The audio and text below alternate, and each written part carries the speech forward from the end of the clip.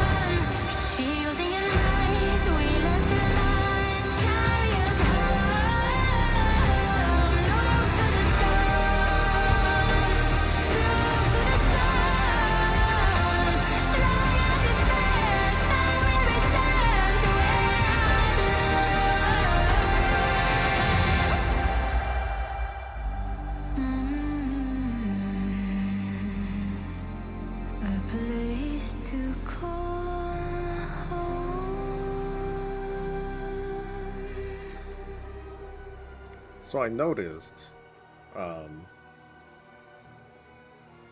girl kept her same transmog for like almost the entire thing. Almost the entire thing. So like, where's the end? So the Hume was like, oh, dude, judgment armor, I'm gonna sport that like forever. You know, so typical behavior. Same thing with the dwarf. Like he kept his original transmog like the whole time. So yeah, so here's like, oh come on, I don't think I can get that still shot. Yeah, so like there they are. They have like some gear, but yeah, dude's like, okay, even inside the home, I'm not gonna change my stuff. I don't care if we're inside, outside. I don't care if I'm showering, taking a dump, whatever. I'm always gonna wear judgment. That's my takeaway. I saw a couple of other random comments being like, "Oh, look at this! Look at this! Alliance propaganda once again." What is up, everyone? This is Coffee with Soul. I'm your host. We're gonna chat. We're gonna talk and hang out and do cool stuff. We're gonna be doing EU visits. I do apologize. Like I posted the schedule. I posted the schedule kind of late. Posted it on Monday, and then my dumbass didn't read the downtime maintenance things right. I thought it was just gonna be a 7 to 8. Nope, 7 to 11. And so, so like just about an hour ago, excuse me, I was like, oh, I'm sorry guys, I'm gonna do the EU visits today. I looked at the list. I didn't see anything that said, oh, this is like some roleplay thing, you have to be there for it. So we're just gonna we're gonna kind of go for it. And yeah, just kind of a reminder, I don't the schedule that's put up is pretty tentative, and it can change based on many things, including me being dumb. So my bad on that. US visitors are still going to be on Thursday. Yeah, that's not going to change. So normally, or at least, you know, for the time being, Tuesdays are like just like me time, where I'll just like play the game, do stuff, hang out with you all, go through the routine. Instead, I'm going to do that tomorrow. And then, so yeah, tomorrow is in fact going to be I'm not going to do anything. Or at least I'm going to be on, but I'm going to be like playing the game and like doing stuff. So hope everyone's weekend was good. I managed to get like all the WoWs, all the game stuff done that I wanted to do done. It's still a heck of a process going through the archive and cutting out a visit, putting it onto the channel. And it really shows that thumbnails are like very effective. If I don't do a good thumbnail, the momentum of like a particular visit just doesn't hit. So like there's one where oh god, it was like like the exterior was like this whole bear cave shape thing, and I thought that was awesome, but it turns out it's a terrible thumbnail. So I'm like, oh no, that's very not good. Meanwhile, if I can like get a good screenshot of like some good kit bashing or whatnot, that tends to do better. So I'm like, okay, I'll go ahead and do that. Time to hire thumbnails? No, I can't, because basically the thumbnail is part of the visit. So I'm not gonna like lie and make up you know, make a thumbnail that has nothing to do with the actual place that I'm visiting. That would be like the worst. So folks notice whenever I'm going around doing visits, I tend to take at least a couple of screenshots per visit. I try to. And part of it's for that purpose, so I can create a thumbnail in the future. So I'll eventually go back to the 100, you know, they're all time stamped at least, thank goodness. You know, so I'll go back and I'll sift through it. I'm like, okay, is this good? Is this good? Is this good? And then for the most part, I'll find something good that I'll end up having for the visit. So, yeah. But as for a thumbnail designer for that channel, no. The channel literally doesn't make money yet, so I have nothing to like base it on. So, you know, and I'm like fighting for like 1,000 views, which is like, hey, cool, yeah, gotta start somewhere, even with a fresh channel. But yeah, not something that, hell, I can't afford to do it now. So cookies are cheap. Yeah, like yes. I'd have to like basically hire someone from outside the US, which feels not right. I was like, yo, I want to keep it in my own country, right? But at the same time, they're going to be like, oh yeah, I'll be $200 per thumbnail. I'll be like, okay, maybe not. Let me say hi to people. What is up to? I am not reading this right. There we go. What is up to Puddle Jumper? You're the first person to say hi. What's up to Callie and Neeb? What's up to Mysteria and Andy? Hello to Dorian and Rain and Ravens. To Kelly and Darth. To Arcadius. Hello to Malvenu and Ewan Norton. To Grizzgirl. Hi to Monkey Pocket. To Drickard Scum and Zabrik. To Rebel Coaster and Nikale. To Seraphim Knight. There we go. To Saint Letha. And to the rest, y'all, the beautiful digital smile on Facebook going to be joining us throughout the day. Did I crash? I hope not. That would be sad song. So, hope everyone's doing well. So how was your weekend? I tend to forget what I do on the weekend all the time. Like I said, I was getting a lot of WoW stuff done. I did manage to defeat what's his name, Nullius. Yes, I beat the Delve boss on hard mode. Yesterday, actually. Yeah, I beat it yesterday. I was like, all right, I can finally get around to do it. So I beat his butt. It was kind of close, too. I had to play like I was, like, good at the game. No. It was pretty challenging. I heard with some specs, it was, like, way easier. Like, certain healing specs were, like, super easy. I'm like, oh, jeez. Easy mode. Yeah. I was like, okay, let me humor myself and let me try this as a holy paladin.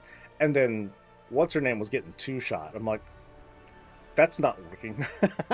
or like, okay, clearly I'm not good at actual healing. So I continue on this prot. Like the challenge that I was running into was I was running out of cooldowns, towards the end, because the boss does a tank buster that for a prot paladin, it'll one-shot you. I don't know why, but it'll do like about 100k more than what I can take without most mitigation. You know, it'll just one-shot me. Full health to nothing. So I needed to monitor the one talent that makes it so my Guardian of the Ancient Kings automatically procs, but it only procs every 45 seconds. So I would need to... So when I get to that last 25%, I'm like, all right, I'm just going to chill.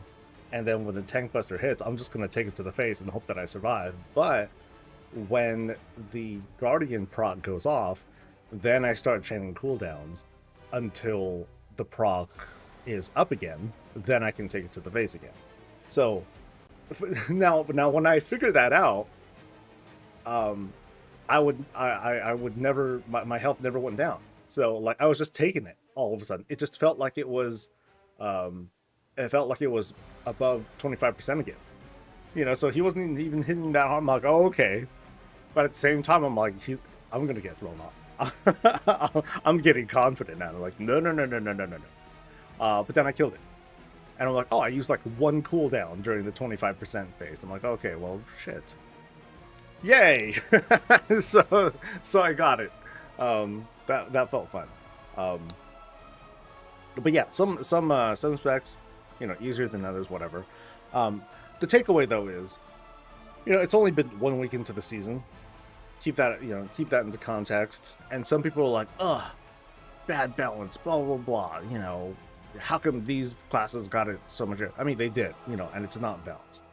But in the context of, hey, this is a season achievement, I'm pretty confident by the time we get to, I don't know, May or so, folks will be able to handily trounce his ass with crap that you get from the 0.5 or the 0.7 patch, you know, whatever the hell might happen to be out at the time. So it's not going to be that bad. I tried to find the Devour Demon Hunter. I started off okay, but 3/4 and got body. You need to level my paladin.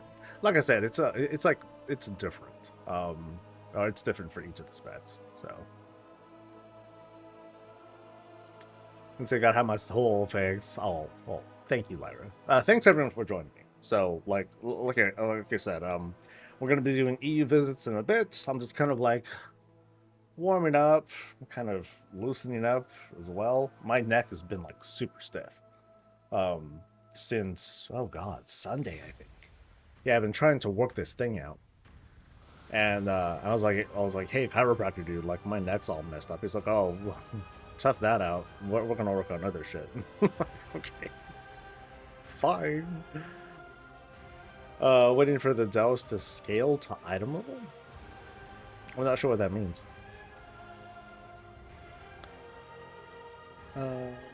Played a murder mystery. Ooh. Oh, but yeah, I got my delve. So I'm my delve person, or my delve rank is at 4 now. So the 11s that I plan on running today, those should get me a bunch of myth crests and stuff. Also, you can't outgear the delves. Well, I mean, okay, this is the second expansion with delves, and I don't see that really happening. I mean, they are going to make, what's it called, labyrinths. So we'll see how that works, because I recall them saying that the reward structure is going to be different. So for all we know, the delves themselves, they might scale or something like that. That could be interesting. Feels nicer than Kai'Vez. Never beat her. It was a walk-in, fall down dead fight. Didn't have the reaction time for. Yeah. So that fight, so I've seen complaints from people be like, "Oh, it's too easy. This is like a literal cakewalk," or whatever. I'm like, yeah, whatever. Fucking elitist, get out of here.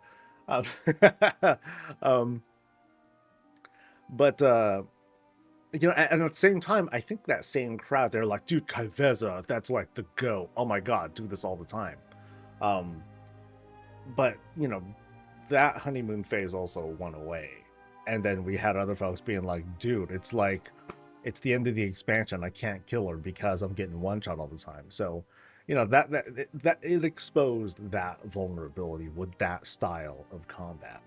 So I would say like the Nullius encounter is not so different from the Kai'Vez encounter. The one difference being, if you can't kill the Zekfir ad fast enough, you're just dead. You're done. You can't handle it. If you can't kill the Nullius ad fast enough, you're still okay. You can recover from that. It's not easy, but you're not like literal dead.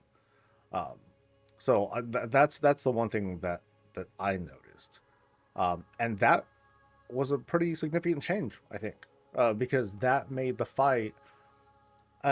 It didn't have a DPS check that resulted in total death. It was a DPS check that was just like, okay, well, hopefully, instead of you doing enough damage, you have the sustain, you have the survivability to handle having another ad like blasting you for a little while.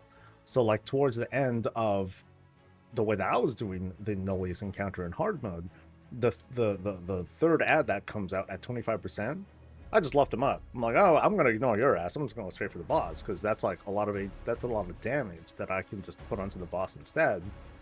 And the kinds of abilities that that last ad does, it does a cast, which is kind of a nuke. But then there's also like this big field, thing, shadow crash thing that you just need to avoid, and then you avoid it. So, okay, let me go and do that. Yeah.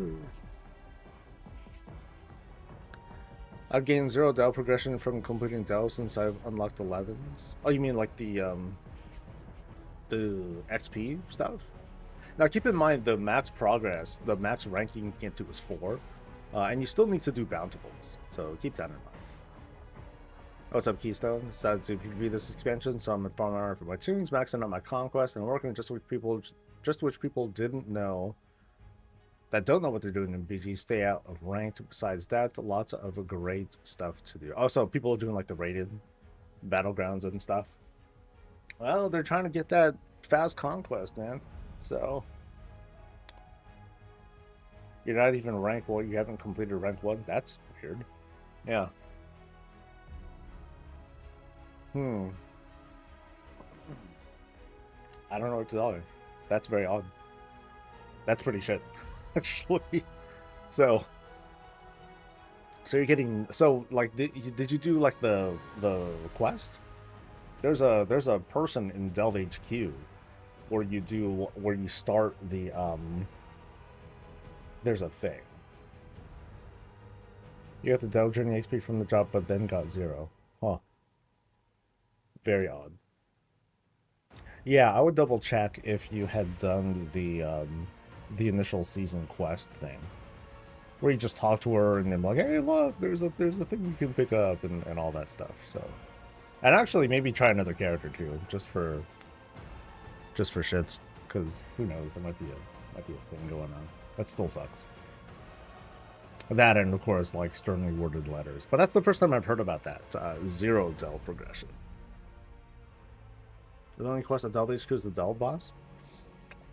Yeah, that's odd, because there should be a quest that you pick up where it's like, hey, welcome to the season. Here, pick up this bag full of goodies and keys, and here's a little transmog thingamajigger. Yeah. Oh, you did that one. Okay. Or you did the one that I'm talking about, or you did the one that you're talking about with the Delve boss. Yeah, that's still weird. So hopefully that, well, we'll see if that fixes itself today, perhaps. So today we have 5 visits over on EU side. That's perfect. That turned out great. It's a nice even split between US and EU folks that we'll be checking out. There's one in particular, and we'll see it today. Spoiler alert. There's like a whole, like they made like a pirate ship. And I'm really interested. I think they used, oh, you know, maybe you guys can look at it with me when we visit it. I just want to double check that they are God, was it Gilneas benches. I think it's a boat made out of benches. It's kind of crazy. Have I managed to place my filigree lamp at the Argentina yet? I'm still bugged. You know, I haven't even went to the Argentina at all last week. So I don't know. I have not tried yet. Yeah, it seems like other people are still bugged, while other people are not. So, we'll see. They at least initiated the spot it's supposed to go. Oh, yeah, well, I did remember seeing it, and I clicked on it. I'm like, is it supposed to place a thing? I guess not. Oh, well, whatever. Also, big thanks to Rye for 47 months, 1 more month, and then you're gonna turn 4. Oh my god. Also, thanks to Monkey Pockets and to Need for 7. Appreciate it, guys. Yeah, so it just seems inconsistent. So hopefully it'll just like resolve itself over time, and otherwise just keep yelling at clouds and stuff and you'll be able to get it. So yeah, I don't know, my elbow is like, I've been like popping it like crazy. Oh. You can go back to pick up the lamp again out in the broken shore, then you should be able to place it in Argentina. That's how. Oh, okay. Oh. Yeah, maybe I'll try that. Shukrap is my neighbor. Suck a legendary build. Suck a legendary build? Nah, no takebacks, dude. You're just talking smack. Now, actually, I think I'm at the place where the boat is, but I'm not gonna do that. I don't wanna mess with the energy. We're going in order, okay? So let me at least head over to the first place and then we'll chat a little bit more.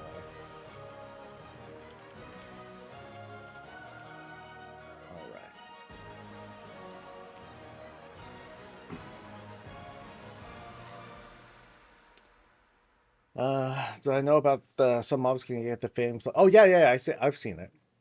Yeah, so I'm like, oh man, that means I'm being dishonored too, and some people are gonna see my name on there because I've been getting killed, too. Sometimes I'll be like, hey, all right, grudge pit, let's go, and I'll try to pull the whole damn thing, and sometimes I won't even be able to like tap everything before I get blasted. So.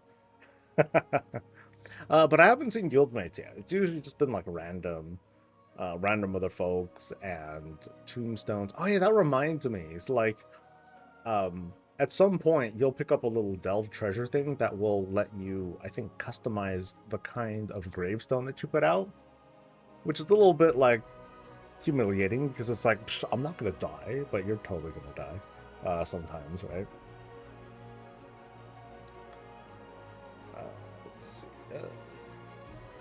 you run across guildies? Yeah, I haven't seen very many at all. Actually, no. Have I seen? I don't think I have seen guildies, actually. I've been seeing, like, folks from, like, random servers and stuff like that. So, kind of sucks.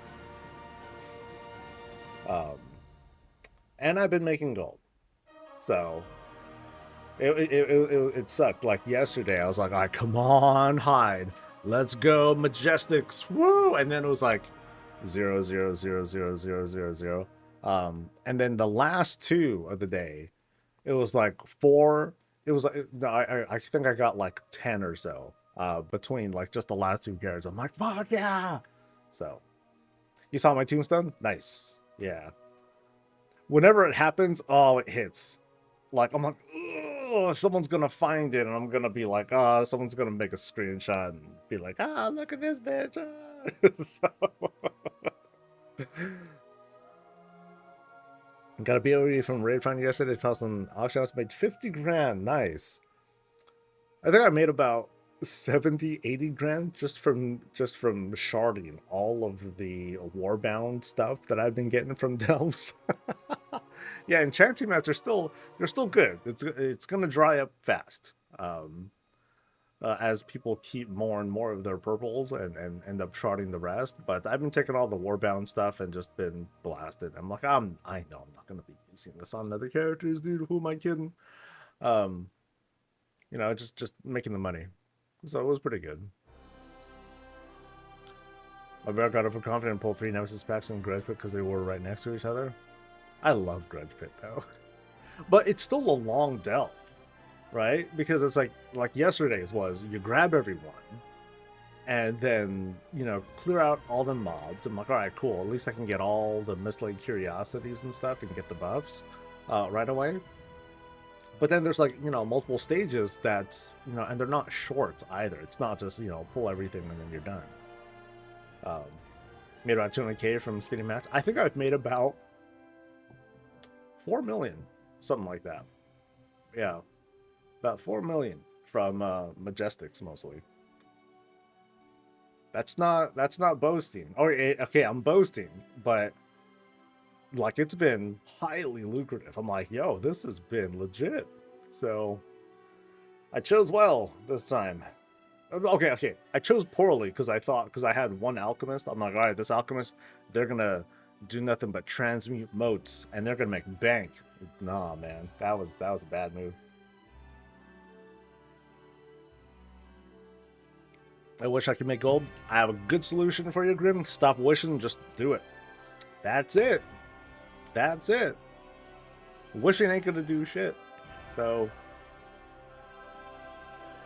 oh yeah, I forgot to look at how much gold we have. On average, the guild goes through roughly 20,000 gold a day. Double that on a raid night. That's what that's kind of the trend at the moment. But I'm gonna be watching. I'm gonna be watching how the averages work out, but that's what I'm seeing so far. Damn, y'all are expensive.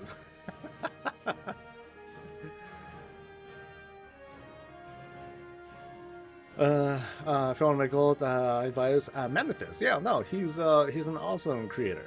Makes all sorts of stuff. He drops by the channel like sometimes, like every now and then. So. I made 10K, I've tried, it doesn't work for Grim. Showed my son, he could see that we did math to figure out exactly how much I did. Just find a task and like work it, man. That's really it. I guess rule number 1 is to stop wishing for gold, you know? It's not doesn't happen that way. Alright, let me music off. Record on. All right.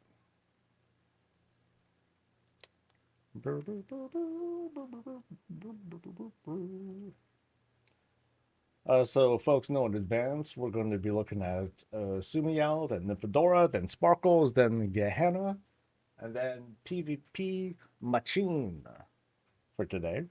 And that'll mostly round out today's visits. Realms will hopefully come up, then you guys can like hang out and do your thing while you listen to me gush over cool stuff. Otherwise, it's just going to be like visits today. So Leather Northern randos that made 10k and it was like 1k of each thing. Like I made sure to like target those like rare skinning mats. I mean the other stuff it's not bad, but it's not a lot. You need to be pretty high volume for it. But I'm also kind of an outlier. 12 skinners. That's a lot. That's a lot of skinning. That's a lot of prep and effort to get that set up. And not everyone has that time. So I'm not gonna pretend that it's that easy either.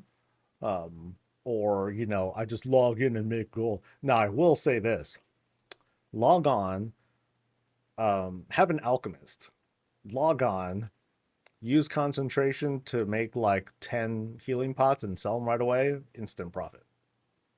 Instant profit. You spend like 100 gold per cast or something like that, and then you'll make about 3 grand or something like that. Yeah, something like that. New raid is next week, actually. All right, let's get to it, shall we? Oh, dude, my neck. Oh, Christ. Oh, all right. All right, this is Sumio's place. Rovering founders, we're in the EU region, so the sun is starting to set. So let's try to get some visits down before it gets too dark and things become unviewable, and then everyone gets mad. So what we have here, what appears to be, first impression, Paladin place. We got some banners right up the side of the house to kind of make it pretty clear what's going on. Some cool little fountains. But over here on the side, excuse me, we have some like workshop-y kinds of things happening. We'll start off with this little blacksmith shop right here. So we go up these layers, 1, 2, 3, or beams, and then we can check out the station that's being set up. I'm trying to remember where this one came from. I think this is like from Legion, this particular anvil. Yeah, I'm not quite familiar with the runes that are down there. I know that I'm pretty sure that's part of it. I just don't recall too well. But nice and clean setup, nothing too crazy. It doesn't have that like lived in sort of feel. But when you're out here, you gotta conserve. You gotta consider the budget. Now more work is over here with this kind of like training, this kind of targeting area. So range folks, they can start pewing those targets right over in the side. As kind of a Scarlet Monastery vibe.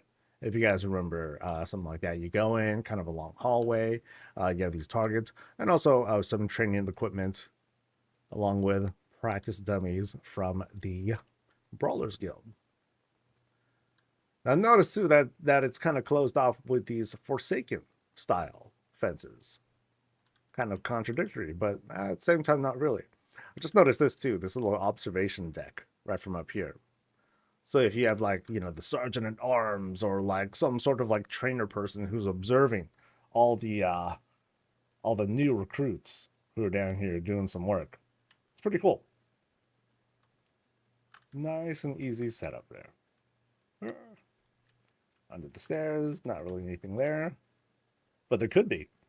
It could be like separate rest area, something like that. And then back here, yeah, some trees are set up, a few places to sit, water, of course, and like a limited number of greens to kind of balance the spot. So let me kind of go back here. So like here's kind of the shot, you'll pan back some. Yeah, so nice and clean looking. Now as for what's inside, hey, let's find out.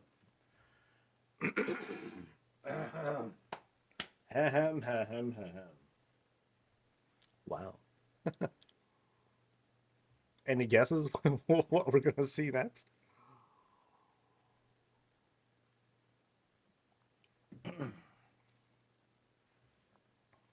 Well, this looks very predictable. As we come in though, we can lay down our paladin gear and take witness to way more paladin gear.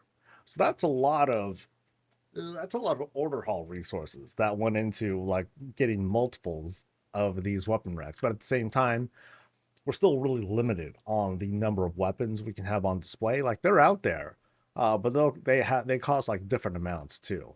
So instead, this is kind of what we got. You can almost consider this, it's clean and everything, but you can almost think of this as like a placeholder. So like one day, if the designer wants to come back and kind of revisit this concept, it's like, okay, let me take like this rack and replace it with this, replace it with that. But in the meantime, aside from the weapon racks, that nice and clean setup that we have of what is basically another Paladin order hall. So let's take a look at what's inside, shall we? Now, interesting, because we started off with this really long hallway that leads, to whatever that is. But then immediately to the left, we start this climb, which I find kind of interesting. So let's explore that. Now, as soon as we walk in to this side here, we got some propaganda, got some alliance branding. Otherwise, this room happens to be pretty empty. And I'm seeing the budget here. It's not super high, so we shouldn't expect, like crazy details or like, the whole lived-in kind of look. But at the same time, there are like a couple things here. So we can think of this as, okay, it looks like a toilet because I see the rim there. That kind of indicates that, yes, this is in fact a toilet. But there are some additional details here, notably the Gilnean walls that are here to kind of dress this spot and, make it a little bit more, just add a little bit of volume, a little bit of detail. Like there's like a little beam there to add a little bit more to it as well. And notice too, I just noticed that this Gilnean wall trim extends all the way across. So, I mean, that's a nice touch.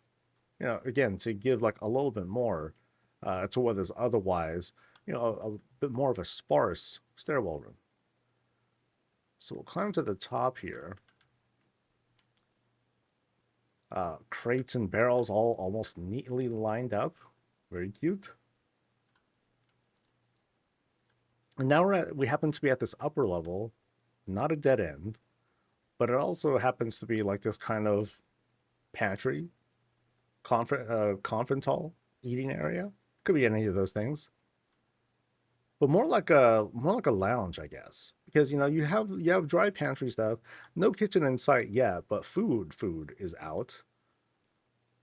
There's this bit of an observation spot over there to see what's going on. Kind of a relaxing place. So less business happening here, more gaming, more a little bit of like relaxing. So I think we'll keep going in this particular hallway through this route and just kind of like see where it leads us to, which happens to be a single bedroom with a bed, of course, hence bedroom, yeah. And all the minimum things that you need to identify it as a bedroom just doesn't have like that personal touch to it.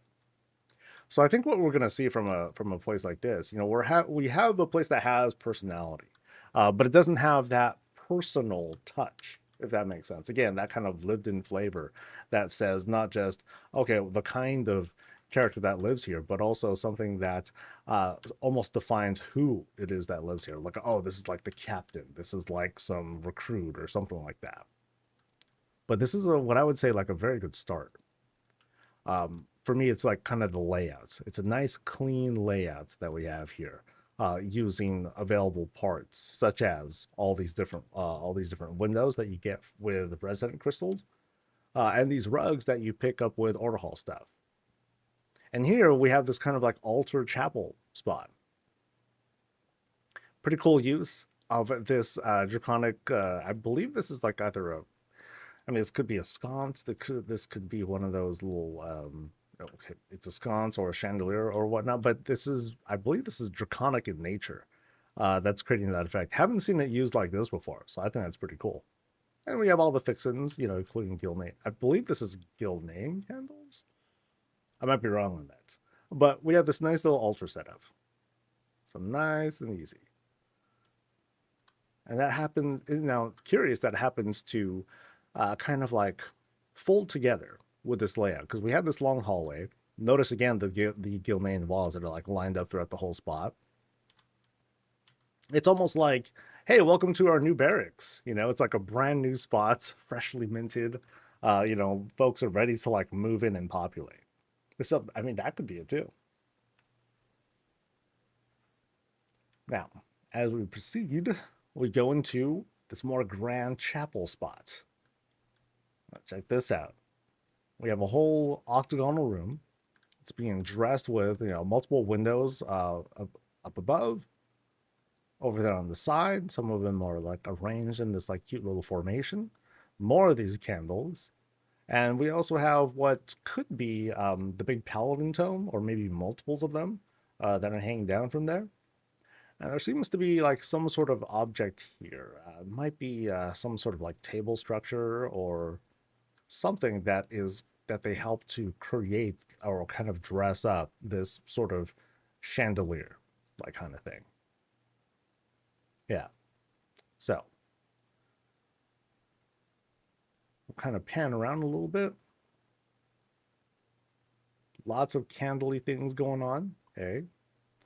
All right, back here we do the bit of a climb onto the lectern. Yeah, total Order Hall vibes. Oh yeah, absolutely. So,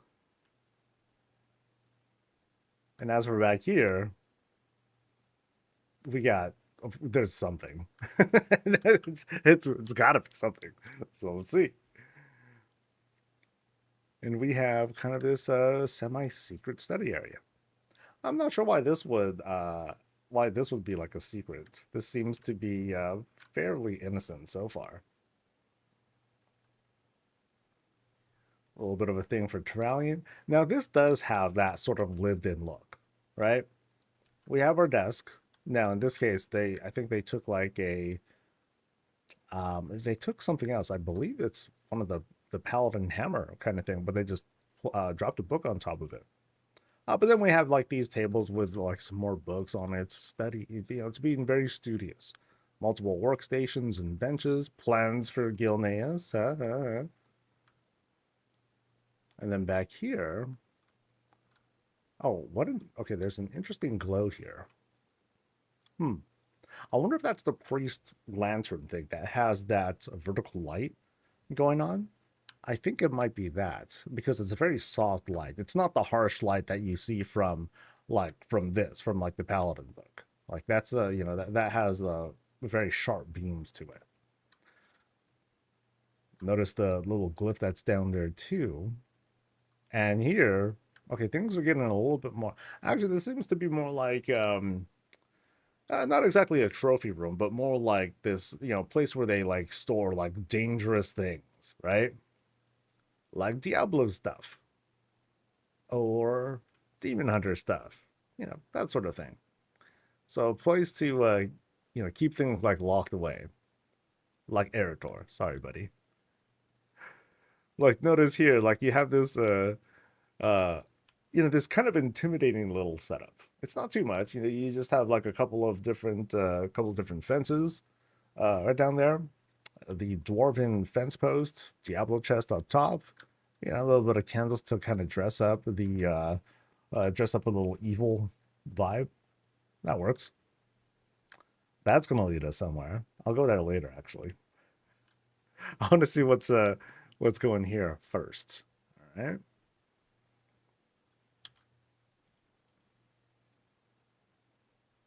All right.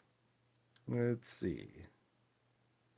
Actually, they did define this as an artifact vault. So yeah, dangerous things that have been like tucked away. Cool. And then back here, I guess this last bit of set of things that have been locked away, Death Knight stuff. So this order hall does not seem to be very accepting of things that are like different, or at least they're worth sealing away, right? I do like the vibe of this though. I do like how these jail cells happen to work out. Because a lot of the time we'll see like, okay, let's make like a dungeon of sorts. In this case though, these are just like blocking things off. Like you're just area denial. You're not meant to go past these things you can see, but you can't touch. And I like how that works out. Especially for something like this, where it's like, okay, we're not storing people, we're storing like things, and these things they're just not meant to be released. Kind of a different story with the things that are sitting on top of these altars or these fence posts. Let's kind of jog our way to the other side again. Now, what might we see here? Now, it happens to be a dead Mephisto right above us. but I have a feeling, well, there might be a fight ahead of us, or lots of evil stuff for all we know. Notice here that they totally redressed the dark portal. So there's there's walls that they had set up here, um, pulled them in, or they otherwise used the dark portal, pushed it back, and instead they used a bunch of Gilnean walls to dress this up. So they just wanted to keep the portal part, and like that's it. But that works out. You'll notice that there are walls here, but also there are walls down here. And unlike the other spots where you saw the Gilnean walls, it's really just like that upper slant that's being used as a floor trim. That's it. So let's go inside, see what's up. And boop. Oh wow. Okay, so my impression of this place is like changing some, because like when we first came in, I was like, okay, so here's like just kind of like this really simple layout. Boom, there we go. Here's like some empty, here's like, some emptier spots that seem like works in progress and whatnot. But then all of a sudden, cave stuff. And y'all know I'm a big fan of cave stuff. I'm a huge sucker for caves. So we go through, and I notice here they're using lots of like smaller rocks to dress the space, not like huge ones. So it starts to kind of eat at the budget. And then we're outside. Now, okay, we're outside to something. Okay, so what is that supposed to be? Like some sort of it's like we're at an outpost, or we're like in this in-between space, like a whole other like kind of world or so. But it's being portrayed as this like blood elf structure, right? Like I said, an outpost where we're encroaching on some territory, and another surprise here, a spiral staircase. So like I'm totally taking back what I had said about this being, oh, this is like a nice basic setup. No, they put in a lot of effort into some of these spots. That's pretty crazy. Yeah. So what else is going on in this outpost ish kind of spots? Actually kind of relaxing out here. It's more like a vacation spot almost. So because they got like drinks, plenty of drinks, some stuff to work on, plenty to read, relax, enjoy some of their kills and trophies and what have you. It's kind of cool. And this turns out to be, again, like this kind of like outpost kind of vibe to it. So notice up top here, we have what appears to be a bunch of pillars, and I can't tell what's on top of it. I think it might be the bottom of like a gazebo or something like that. But yeah, lots of I'm impressed. I want to see what's up, what's above this if I can. Yeah, it looks like the gazebo that's up there, but yeah, it doesn't seem to be any way up. That's pretty cool. That's pretty damn cool. No, I love the tower. I haven't seen something done like this. And the cool thing is that it's hella clean. It's really clean. I can nitpick and be like, oh, well, there could be like some greens here. Whatever, dude. It's all good. This is like recently built. So really neat. Really neat. And the whole thing, it fulfills like all the little requirements that I personally put in for like these kinds of skybox rooms. You gotta try to close off the space and everything. But it appears as if this is like some sort of fortification. So like here's like portals that lead to outside of the fortification, and what's out there? Danger. All sorts of danger, madness that threatens to like pour inside. But these are like locked portals or something like that. Or these can be other portals that take us to like other dimensions or other worlds or something like that. So I really like this room. It's like I said, it's like super closed off, isolated. It does everything. Very unique with this too, by kind of selling the illusion of a floating structure by taking this fountain and just flipping it upside down, and now it's like now it has a whole propulsion shape to it. That's cool.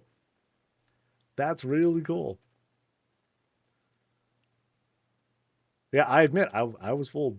I was fooled. I'm like, oh, okay, cool, nice basic setup. Nah, man, this is very creative.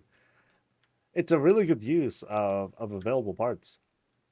It's not trying anything like super exotic, but it's using them to really good effect. So quite impressive. I'm gonna jog backwards now. See if there's anything that I might have missed. I don't know if I missed like a hidden bookshelf. According to the notes, I actually think I might have hit everything. So I'm gonna go back to like this room here. So here we have like that room, and then I know this isn't gonna go anywhere. That's how it kind of goes with the stairwell rooms, and then up here. All right, so here's where we just do the kind of hangout spots, and then here was the, hey, here's a basic bedroom of sorts. And I think that was it. Cool. No, thanks for showing me the place. Yeah, like I said, very clean. And then all of a sudden, like the cave stuff, and then it tells that story of how this barracks. It's like more than that. It's not just a training ground or a chapel or whatnot. It's also a forward base for like more shenanigans. Yeah, very cool. So, normally, in about half an hour, I would open up visits for more people. But I'm also waiting on someone to get back to me because their guild had done like this whole housing contest of sorts, and we've been talking back and forth for like weeks on basically I'm going to slot their guild for a whole week's worth of visits. So I might not open up visits at all. Or I might not open up the form at all this week. But they need to get back to me soon. Otherwise I'll be like, yo, I need to book slots, man. And I don't want to hold everything off because they submitted to like so I'll keep bugging them throughout the day today. All right. Let's head over to the next place. And by contrast, this one is full. This one looks like it is oh boy, this is gonna be a big one.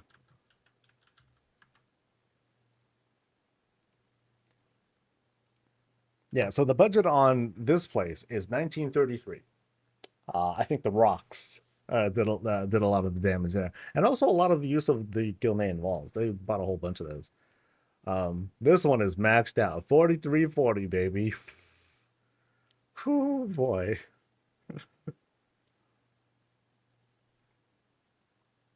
I always think my house is pretty cool, then I come and watch something like this. It's pretty amazing the kind of work that people are able to put in. It's insane. It is insane. I look at the people who are like, oh my god, I'm not here to play house or blah blah blah, and I'll look at them. I'll be like, casual. Uh, you know, it's like, what do you do? You know, kill internet dragons? Yeah, that's totally like more manly, right, buddy? Um,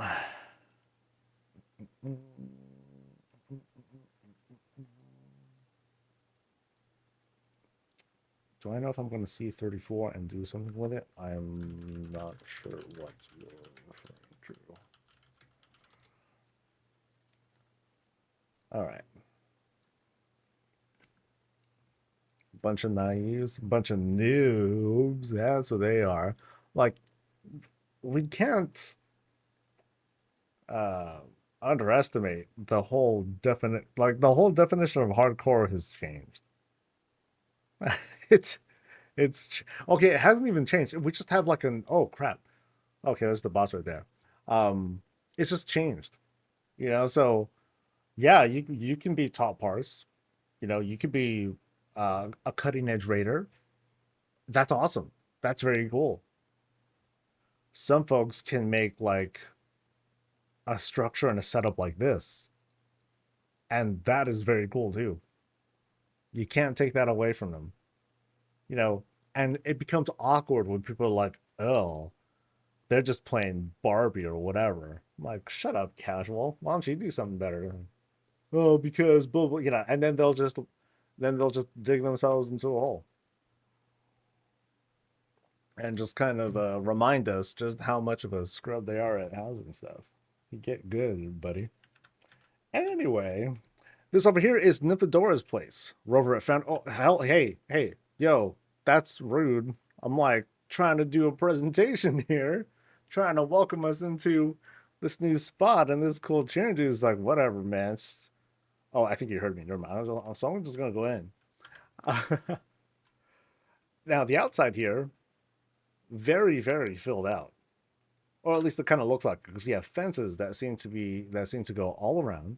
We have this cute little purple door to help lead us inside. Hey, there's the boss again to say hi, and we'll do a lap around the yard. So first off, though, is the house. It's just kind of screaming at us. It's like, yo, hey, what's up? Check me out. Really nice spot. I love the way that the greens come together and just kind of close things up, make the place look like a little bit brighter. Note the two sentinel owls that are hanging out there too. Like I said, we'll take a bit of a lap around the spots just to admire like some of the greens, trees that have been set up. And the greens do a good job. You know, it's one of the important things to do to help create that whole lived in, this kind of established place by setting up these greens to give the look of overgrowth and such. Notice back here behind the house, which is already really big, they added another tent to help embiggen the space. Nothing back there quite yet, but that's budgets for you. But they just wanted to make the place just kind of look even bigger, which is wild. I mean, they could have taken away some of the greens here, and so that way they could like add more, like, oh, let's have a porch, let's have a barbecue or something like that. But I think that's kind of like a no. Let's just kind of like slot this place now for like later, and then we'll go to town on it once they increase the budgets. Liz. So, no, here we also even have a Nightwell looking guy running the side. Yeah, really cool. Yeah, they wanted to set up kind of like these high, this higher brush to obscure stuff with. And there's some cool stuff that we've seen in data mining from the 1205 patch. I don't know if it's going to when or if it's going to be available for us, but it looks really cool. It has a really strong Kalimdor vibe.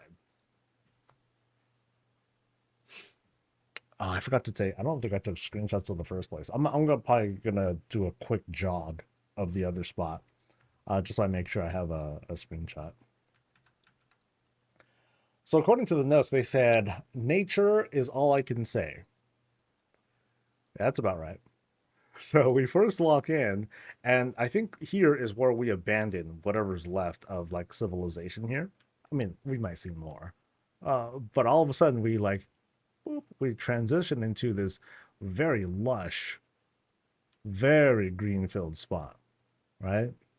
So you notice when we walk in here, we have that, we have this, a bunch of like debris, a bunch of like dried leaves and whatnot, things that at some point need to be like cleaned up. But at the same time, we're kind of walking through. So of course you're going to have that sort of trail being left.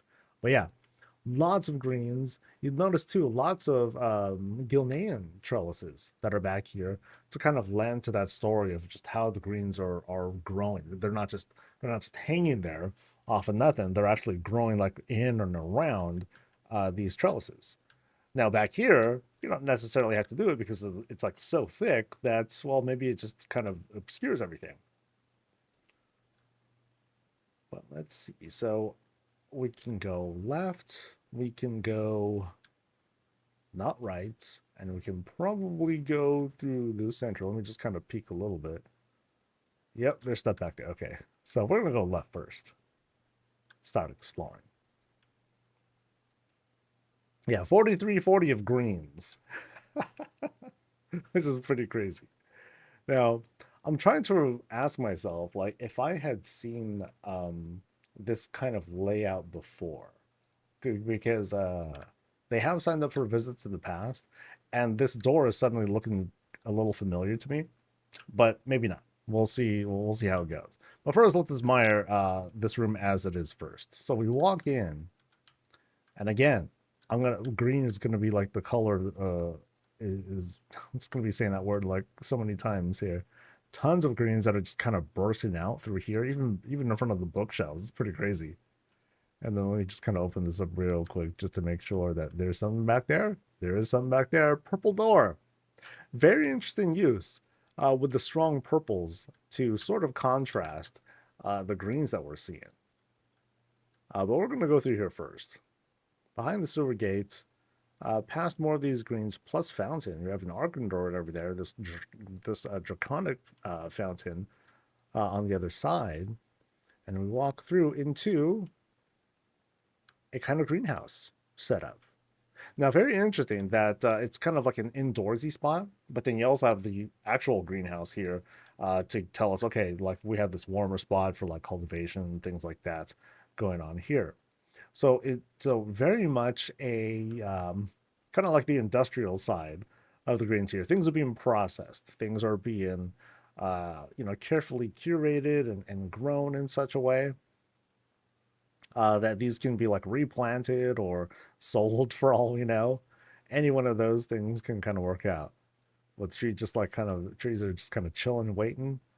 Stuff is sitting in flower boxes, also going through like, their sort of process. Yeah, that's cool. So a processing sort of spot. I almost want to think that there might be like a garage that's attached to it or something like that. That'd be kind of neat. So we'll go through this door next, and then we'll see if we end up like kind of winding around back to that other secret room. So it was the growing room. All right. So hey, cool. I kind of had that right.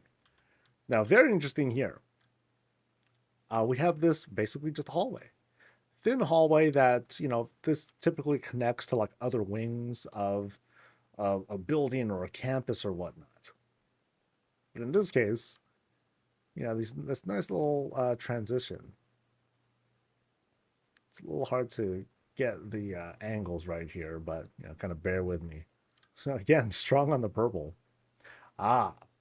So this almost feels like here's like the living in spot, and then the rest of it is like this whole garden, that sort of vibe. But then this is where the boss otherwise lives. So what do we have here? We start panning over, and we notice like lots of the new artwork, structures, and whatnot that happen to be here. Huge fireplace, right? Total fan of Sylvanas. It's like, oh, I love staring at the fire, so I can stare at my dark lady. Just kidding, no. And then right over here, as we keep kind of going around, a lot of little personal touches to kind of tell us like who's living here, what they're doing, working on stuff. But at the same time, there's no bed. So maybe this is more like maybe like the staff lounge of sorts. The only thing we're missing here is like a kitchen where like the snacks come from. Because otherwise, we just want to chill here. Yo, we got to take a break. There's a lot of stuff that we're doing out there. At the same time, if we're taking a break, that means all of our funk, from the gardening and everything, it's getting all over these otherwise nice, pretty purple couches. So, whoops. My bad. We should get back to work. See, that's where the broom is. Taking care of that stuff. Taking care of all the crap that we leave behind. But I think it's time to get back to work. Let's see what else is going on in this place. Because we're just guests. We're like the people who are taking the tour of this garden facility of sorts. And there's a lot more to explore as well. Now let's see what's going on through here, because it's kind of interesting. The quick story here is like, okay, it's a secret shelf. Maybe not a lot of folks go through here at all, actually, because there's like growth right in front of it. So it's like, do people really care about the books here? I don't know. Not enough, maybe. But right through here, it happens to be the only way to get to this spot, to get to this kind of library area. So the boss or someone else, they're doing some work here for sure. But they also have some cool sights as well. Big old Dranithus lights and this really high up windowsill to kind of like dress what's going on outside. Lots of little cushions to keep us down there. Let's see what's going on in this library. Is there anything behind there? Sure is. But first, let's admire like what else is in this room. Workstations, books, stuff to work on. And again, it kind of tells me like, okay, are they doing a lot of work here or not? Uh, I almost wonder if there is, if it's been a while since they've worked here. But I mean, we're seeing growth, but we're not seeing the likes of like, you know, anything looking like old or rotten. There's no spider webs, things like that. So maybe the growth is like magic, and it's just there. Like, no, we like this spot. We like being here. We can do what we like. Don't argue with us, and can't argue with the plants. Now, right through here, treasure room. Treasure room, complete with little void well, shelf full of stuff. I think there's stuff in here too. Nope, not stuff in there. But all the treasures. Wait, what about this one? Something here? Nope. Just gold. Gosh. Yeah, the little treasure room back there.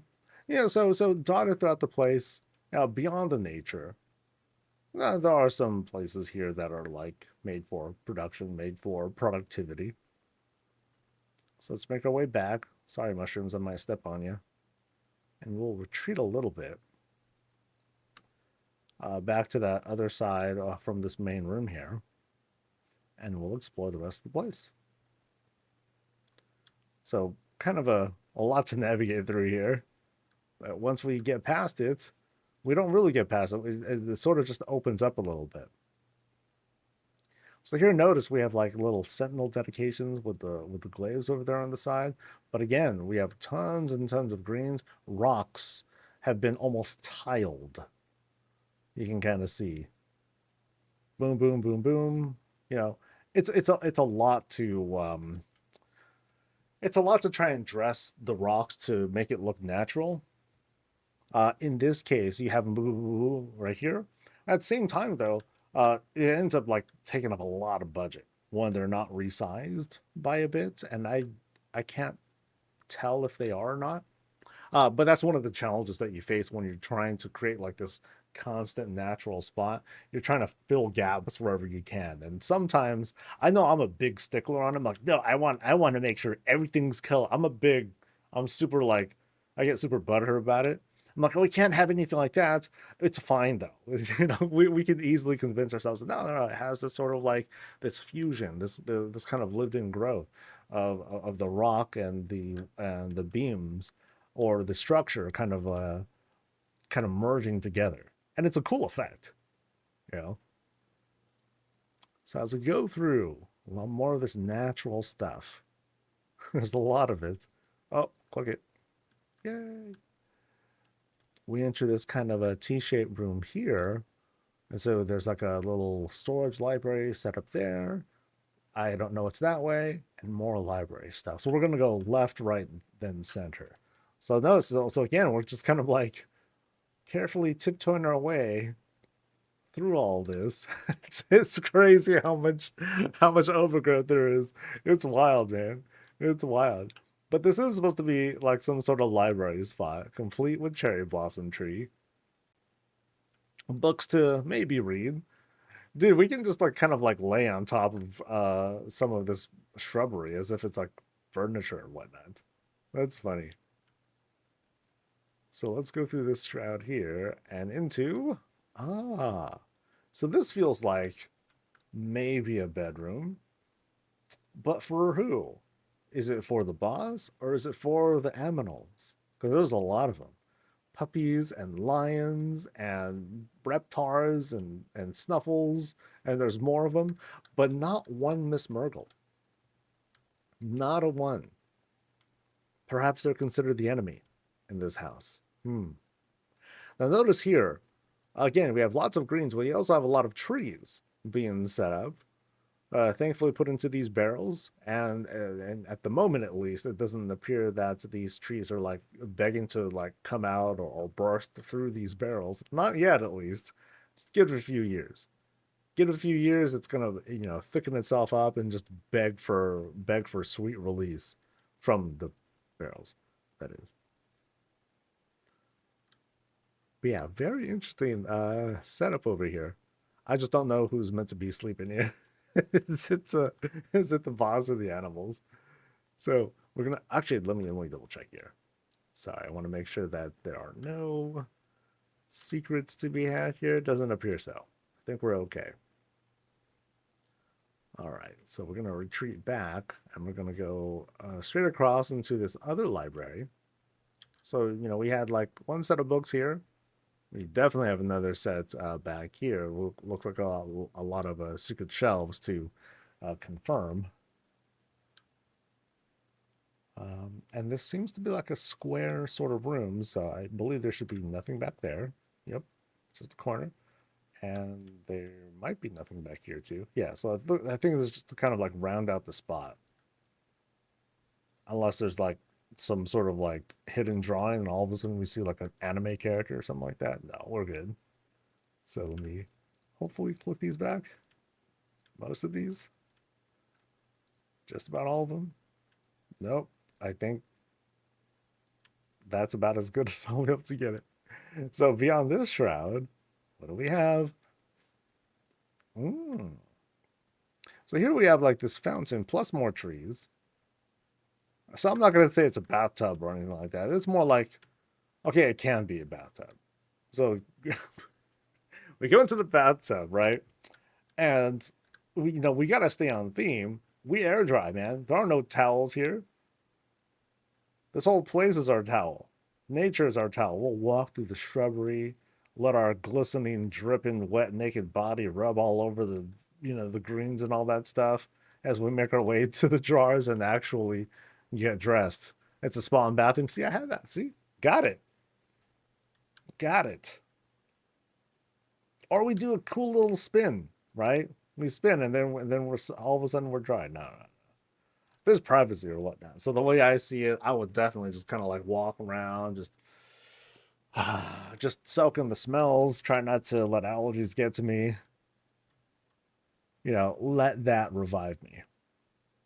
Just don't peek. One person at a time, please. A little privacy here. There's just so, it's so thick. There's just so much. Dude, they love the greens.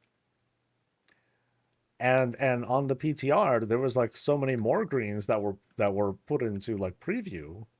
So at some point, it's like, oh man, what do you do with something like that? Do you start removing stuff, or do you just keep adding? It's like, yo, Blizz, give us more budget because I don't want to take away any of this. I just want to add more to something like this. That'll be sick. So let's go through. And the greens here, they're kind of like leading us in a little bit. They're kind of like drawing up another path.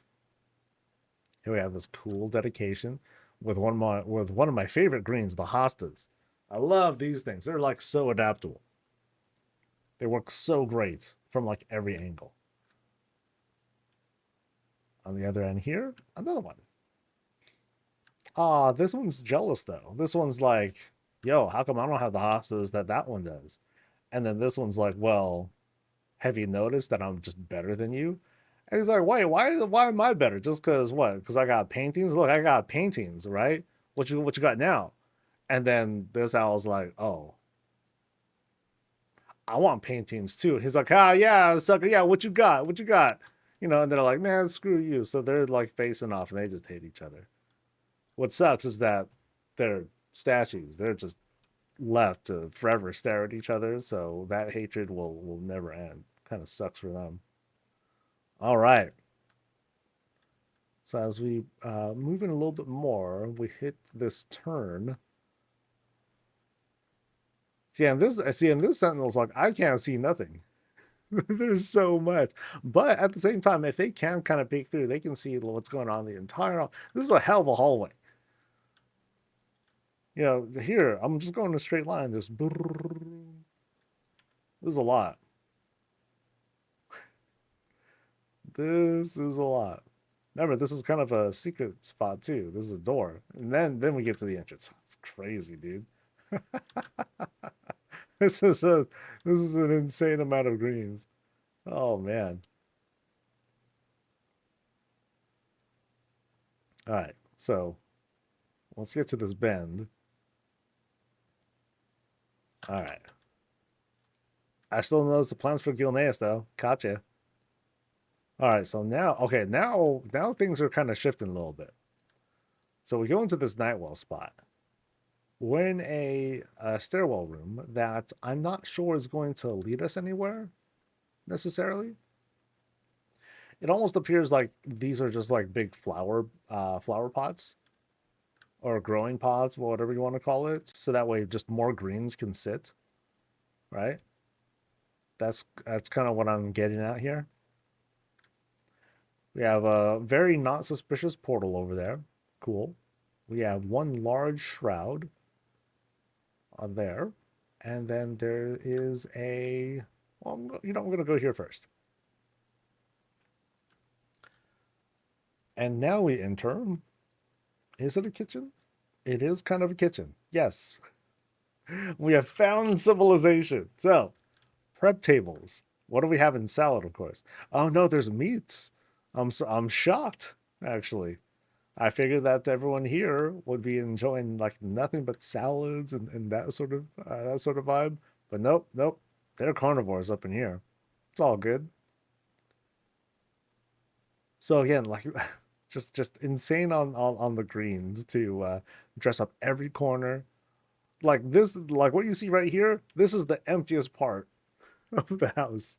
Hey, we got some food, whatnot. Yeah. But then most everywhere else, you can barely get by without running into like some sort of grove.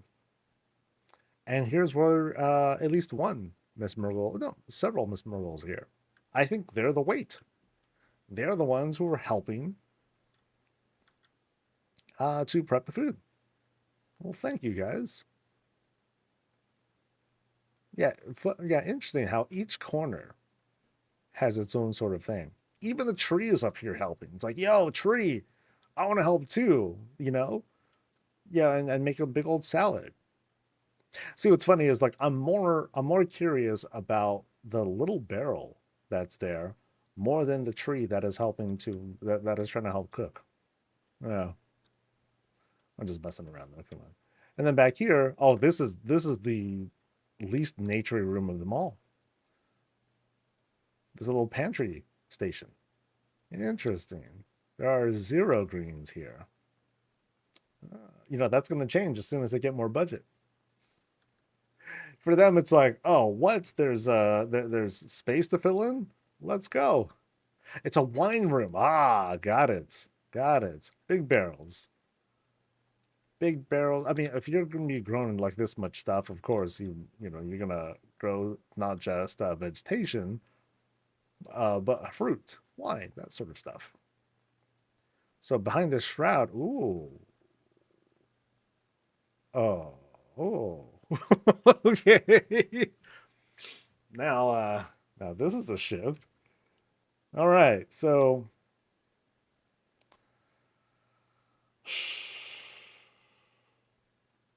yeah, welcome to the goon room, guys. Damn, this is that's a lot. That's a lot of her, guys. Spotlights to I guess that's just to make more blue lights. Yeah. Oh, as if the wall wasn't enough. You had to have like some more. Those Altas on the side. Got it. Oh, and one more again. And one more. Wow. Okay. You almost want to say this is like kind of like an industrial Zaltath painting factory of sorts. And we didn't even go behind the portal. Like, I expected this to be a bit safer. No, let's just go all out with like the Zaltaths and all that stuff.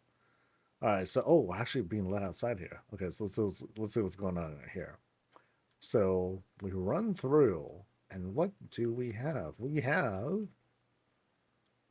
I can't tell yet. I mean, it does kind of feel like we've been transported somewhere else, sort of. We have a lot of void wells here, but also some sentinel owls. It's kind of a contrast. So, very interesting.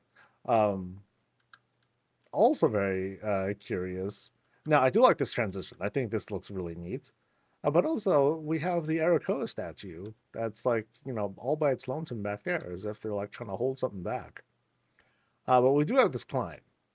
So we're going to do this climb. We're going to climb these trellises and fences to see what other curiosity is here. I mean, we do have plenty of greens up here still. And we have a place to sit. There's a cookie thing. So, a nice relaxing spot. It's a little sus because remember, we walked through that whole Zalatath spot. And then we come out here. So, a little curious. I was almost expecting a whole bunch of Zalatath paintings up there in the moon too, but perhaps another time and more budget. So I'm gonna drop down. Boop.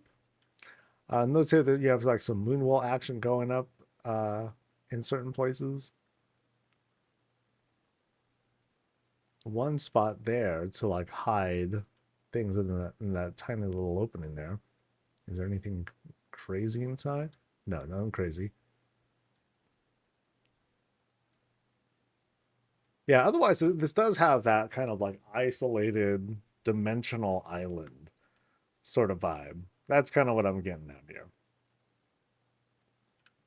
So we're gonna go back into the Zalatath room. I still need to take some screenshots because there's like a lot of amazing things we're looking at here.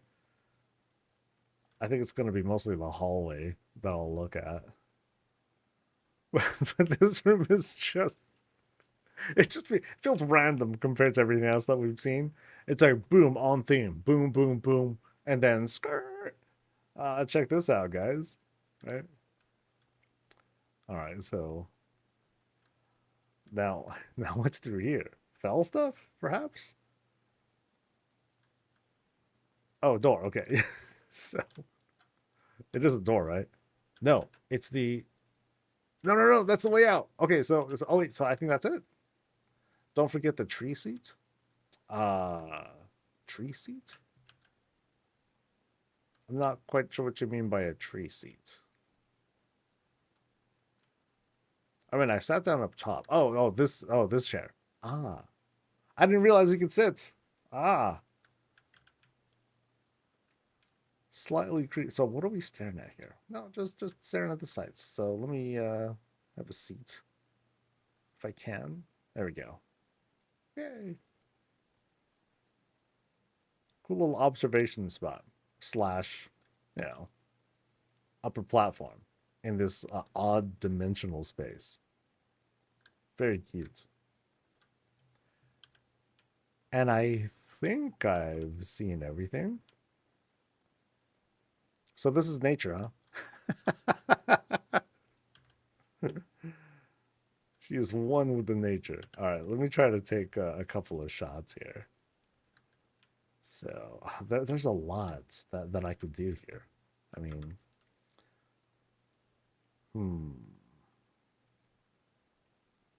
there's that with the crazy owls and stuff. Zalatath's nature. You know, that works.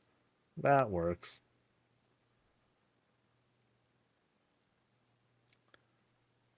All right, I think I got what I wanted for the most part.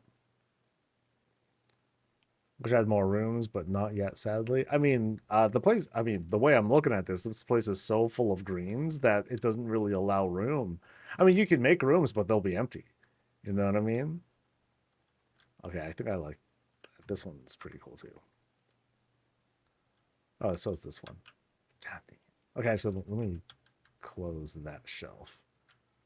That's not closing the shelf. That's closing the shelf. There we go. All right. But yeah, very, very nice place. Now I think some places look a little familiar. I think, but I think it's changed enough that I've mostly forgotten. So we're good.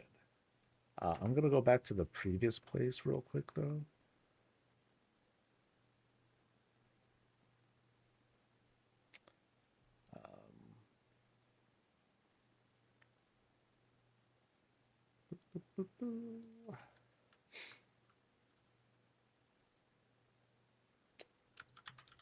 because I didn't take any screenshots there, so I just want to make sure I do. Birmingham now is the only original bit. Oh, okay, so everything else is kind of like redone. Yeah, I don't. I don't happen to remember it, so that kind of worked out. Yeah, so there are a couple of things that I'll be able to get from here, like the altar I liked, the tower I liked a lot too. Yeah, I think I'll go for the tower. What's a big house even idea? I don't know if I can.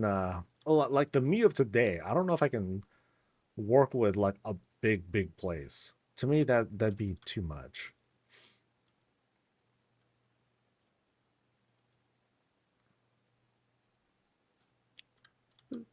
Oh wait, yeah, that's right. Cave first.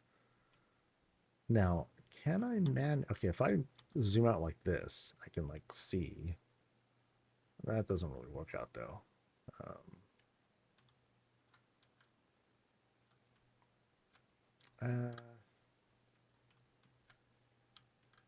Maybe this will work.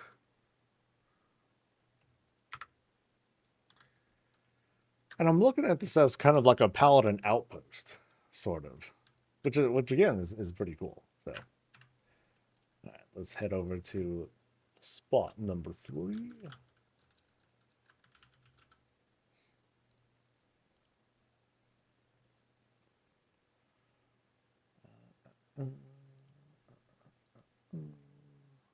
Oh, thank you for inviting us. Always grateful. Always grateful.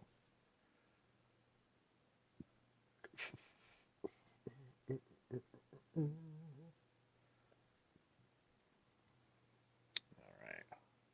right.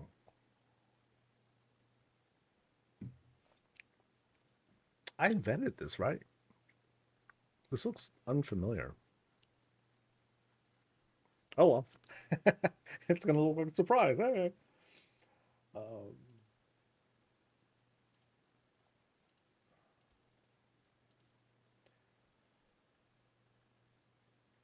Don't forget to look behind you when you enter the house. Okay. If you see a bookcase in one of the side rooms, please enter it. I can do that. I can do that. All right. I'm going to wait a minute or two because there might be news in a bit. Let's see. Now, an hour ago, that's where we had the music video, which was very cute. And again, it's kind of a reminder, or kind of a conversation starter of like, oh, WoW needs to do more of like there's WoW, and then there's the cinematic team, which are kind of separate things, sort of. Dude, they got to work on like a regular thing like this. Like they keep teasing it, they keep doing like these small things, and people love it. They need to. I think they just need to kind of go all in. Okay, what article is this? Something. The race war first is upon us. Not really, because the realms are still down. But they are highlighting the top 3 guilds, which is like, oh, kind of sucks for everyone else. who's not like some of the big 3. Now, personally, like, while I am not, I am not this kind of person. Like I enjoy being an observer though. I enjoy being a spectator. So I do kind of keep track of the race and like how things are going at a high level. Like I'll listen in and stuff because it's interesting. It's interesting to see what like top gamers are doing. It's not so different from what we're doing here. We have folks that are incredible designers and builders. They have like, and we're appreciating the things that they do and understanding, trying to get some understanding of like their building process, their philosophy, that sort of thing. It's the same thing, sort of, different level stuff, but I appreciate both. No one cares who killed the first boss. That's sad. Yeah, like I think what they were saying, what some of those top guilds are saying is that for them, the boss that matters the most is the one for the third rate. So I'm like, oh, okay, well, yeah, I guess. I mean, we'll see what that does to the excitement, the overall excitement of things. But I think that was the only news bit. Yes. So, cool. We can resume. All right, this is Sparkle's place. We're over at Razorwind, and it's a very interesting house. Like, notice how it's been like thoroughly skinned. I mean, we can see it's like, much bigger than what a normal house would look like. They just added so much more by using like rocks right here and a whole bunch of like enlarged platforms for the rest of the spot. Actually, shelves too. You can see like this structure here happens to be like shelves on these sides, so that we create these corners. And the walls too, actually. Shelves, shelves, shelves, shelves, shelves. Plus beams, platforms up top. That's what we're seeing. So that's how you're able to get a bit more of a solid structure. It's kind of got this Venthyr vibe to it as well. Little statue up there, which is not a Venthyr statue. That's from the Dreamrift raid by completing it in Raid Finder mode. Or normal too, I think. Yeah. Yeah, neat. Let's go inside. I like to raid vicariously through the Race World first streams.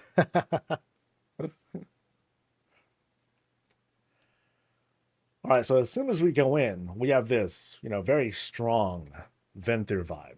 That's what I'm getting immediately. Deep reds, candles on the side, red, red, red, red, red. I was told to turn around. Ooh. Okay, that's really cool. I really dig like the whole gradient use, plus the lighting. Yeah, very, very pretty. I'm kind of surprised though that with the strong like red theme, the Venthyr theme, and all that, that the tables here were not dyed. I mean, maybe it's there to like make this sort of contrast. It's not like everything has to match or has to feel like it's on like a certain theme. But that's kind of like what I would figure. And as for what this appears to be one of many. You can kind of see them here too. The blood off beds that include the shroud. And then some sort of lighting effect is here. It could be like the priest light. It could be something else. It could be any number of things that are creating this sort of effect. But it's very cool. Viewable from like every angle as well. So, where do you get the cage and the bird? Now this here is from a recent promotion where you go to a certain website, you punch in like a password, some email information, and then you get a copy, and then you can get this basically, and then you can buy more from a vendor. So they're easily available. Same thing with the little Beauty and the Beast, the captured rose sort of thing. That's also there. There's a third item, a basketball hoop, which does not seem to be like it would be on theme for this particular place. But for now, let's move on. Notice here, we have these like flower boxes set up as well, which I believe might be trellises that might be pushed all the way back. But then here we have multiple shelves. Shelf, shelf, shelf, shelf, shelf. But I think we're not seeing the top or the bottom of them. So that way we can just kind of keep like these sorts of plank like shapes here in this spot. I think this windowsill might be another shelf, but I'm not entirely sure. And then we just have fences to create these sorts of windows. Plus, again, the blood off bed. It's kind of expensive just to make like that kind of shroud. Yeah. So let's proceed to the main room here. Yep, we got that really, really strong Venthyr vibe as we go up this grand staircase that's being made up of multiple things here. So the stairs themselves, table. the dressing on the side, we have a bunch of elven benches that have been dyed in such a way. Pretty cool pattern because you can see the stud, you can see the metal studs from the table that are kind of like sticking out. But I guess artistically they wanted to keep like that. They wanted to keep that visible, and then have the benches kind of like uh, phase a little bit under it. I guess maybe it just look better that way. So as for which way to go, there's left and right, and then it doesn't appear that we can go center. Notice here too, excuse me. Notice here too, we have like another shelf that's been embiggened and then repositioned in such a way to kind of close off going under the stairs. And then finally, you have dwarven fence posts, and I'm not entirely sure what object that is. Oh, notice I think I just sat on a bench by accident. So you want to be careful of those sorts of things whenever you use them as decor. And notice here again, strong red themes, benches here that are being used as floor trimmings. But yeah, you just have your rugs, what appear to be rugs, being used to color those walls. Now, right over here in this room, coffins are just casually hanging out here. Very casually hanging out. Have a seat. Enjoy some of the vibes. Have some wine. Check out the views. And don't worry, we'll check out these views. So, for example, like this window setup, very gloomy looking. Right? Very gloomy looking. Really cool, though, because I think these are... they don't look like rugs. It looks like something else that's creating that, or it's just they're being very well placed because I think that's wood. Yeah, I think that's wood. But then there's like a blue light that's sort of like trying to peek through. But then they created like this whole window setup. So you have like the round elven benches. You have these tables that are being set up, and they're all dyed like the same color. And then these, yeah, no, actually, no. Let me take that back. These right here, these are just windows. So the glow is just coming from those windows. Okay, never mind. But I think there are shelves back there to kind of close off the space. That's neat. That's really neat. Now, as for what's here, as for this fireplace, yeah, very customized. So we have very large, I think these are very large Gilnean walls, a chimney setup, is right in front of it. More of those walls. Actually, I think that's like the top of the wall, maybe. The top of a Gilnean wall. And then the little painting there, and then looks like shelves there as well, to create that slant there. Yeah, a lot of neat custom things that are being made here. Here, let me make sure I'm getting some shots here as we go, because I'm being really bad at that today. All right, so let's proceed. And again, there's like so much work that goes into like making all these walls. They totally rejected the idea of stone walls. So like, nope, not having it here. But then the floors are fine. The floors are good. So we go up this double platform setup, and through here. Yeah, notice how it closes off, and I think we're going outside too, into this courtyard. Oh, really pretty. Really pretty because it's simple. Nothing too crazy. It's just Gilnean walls that are lining the side here. It does a great job of just creating that outside, this kind of isolation. Here we have this mysterious thing going on behind that prison. As for how this is dressed up, though, that looks okay. That's interesting. So we're seeing a couple of different things here. I'm not entirely sure what this structure is here. It's like the top of something. This here looks like the base of a Pandoran well or something like that. The top of the, you know, so it's the top of the bookcase. Okay, I didn't realize that there was like so much space up top there. Yeah, that's neat. That's really neat. And then here, okay, I can't tell what this is either. It's a very big structure though. I don't think it's the dark portal. Yeah, I don't think that surface is right for the dark portal. Something red is down there though. Something insidious. That's crazy. A lot of little parts that went into this. Oh, that's wild. Let me see if I can kind of clip my way into figuring out. Oh, dude, check out the back shot here. Wow. Okay, that's really good. That's very, very intimidating. Wow. Okay, this is the shot. Damn. Oh, wow. Now this is a heck of a view from a courtyard. Wow. Now this is a very, very convincing setup of, you know, again, creating a convincing transition. This is it. This is the standard, man. Oh, that's good. That's good. Now I want to look at the angles here too. So yeah, notice that it comes out just enough. So I'm trying to tell somewhere around here. Can't really tell exactly, or it's probably here. This is where the outside starts. This is where the outside room begins, because here is it's kind of a typical thing. You need to have like a closet space here.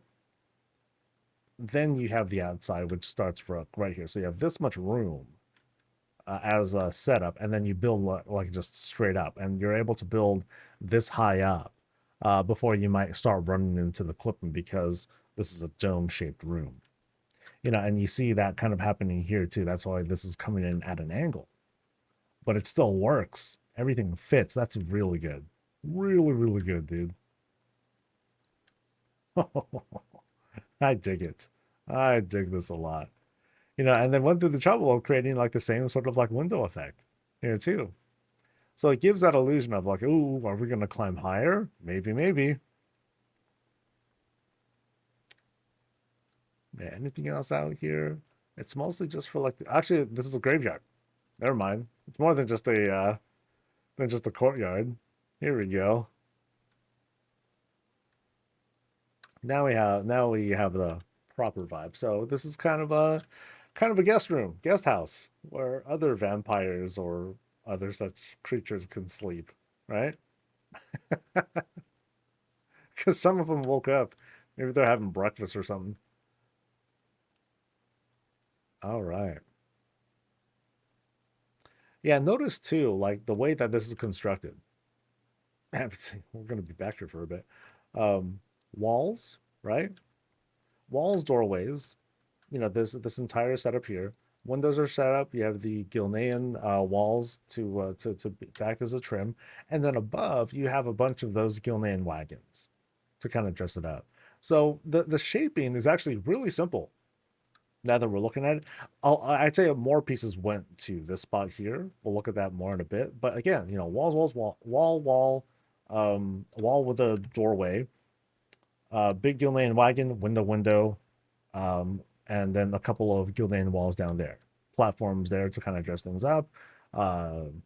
Tables right there to act as doors, and I don't know, those are probably cushions as well. Very cool. Now, as for what's back here, with this window and doorway, you know, you have the platforms that lead up. You have beams that create the sort of spots. You know, love the use of like the drapes and the spider webs to kind of set it up even more. And then this whole window pillar column thing, you have, you know, several sets of pillars, and then you have like two of the wagons again that are just kind of coming out at those different angles to create that sort of upper window sill. And then you also have the gazebo here. Now notice the gazebo is at kind of an odd angle. It's not like straight up. It's kind of like tilted a little bit to the side over there, which is really neat. They got candles on windows at the top. I don't know if those are just built in to the Gilnean wagon, actually. Yeah. I think those might be built in. And then you have like this a suspiciously large lantern right there too. but it's still like, very, very clever. Very clever. Yeah, I'm very, very impressed by that backside. I like how I said that. That sounded hypersexual, but that's okay. I really like that backside. All right, so let's retreat a little bit.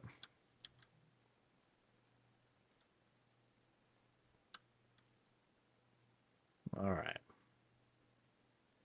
And I think we have like another wing before we start doing the climb. So I'll take a look at that first. I notice that a lot of the time when I look at a Venthyr house, they go really all out.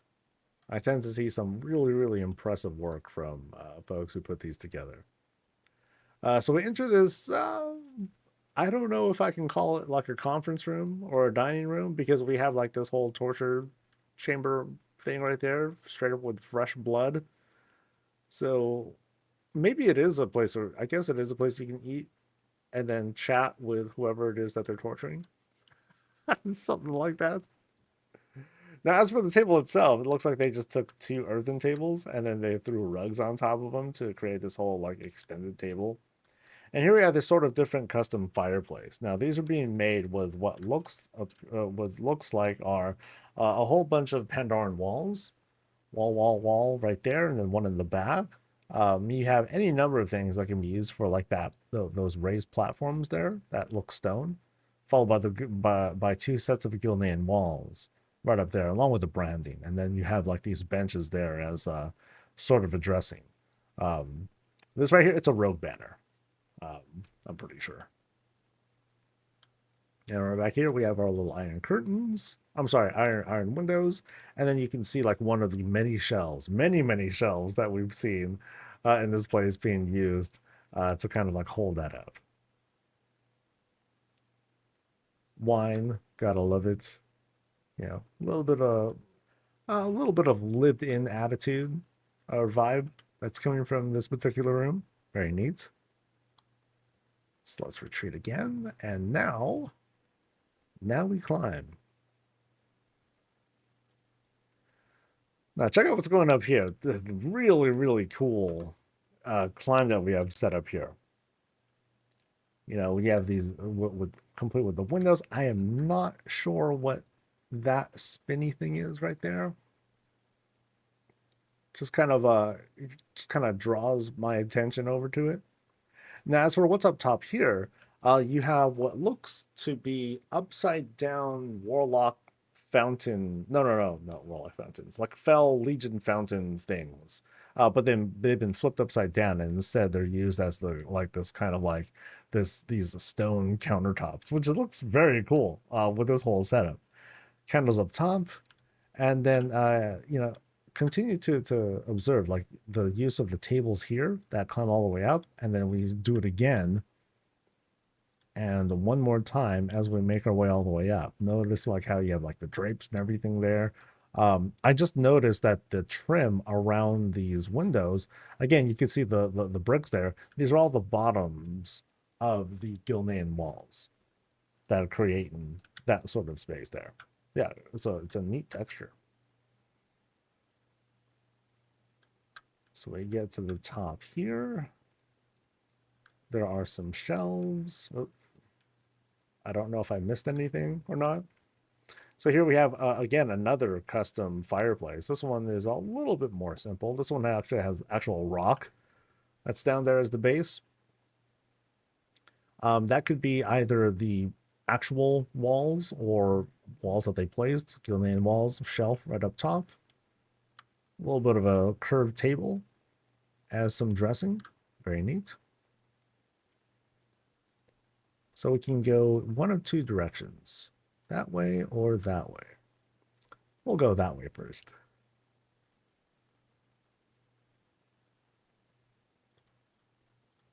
So we go in. Oh, wow. This is really dark. So notice how the whole floor is also skinned with with as black of a black as they can get away with. So as for what this room is, yeah, I mean, we're going to transition. There's a clear secret behind there. It's kind of like an interview room of sorts. Yeah, very creepy.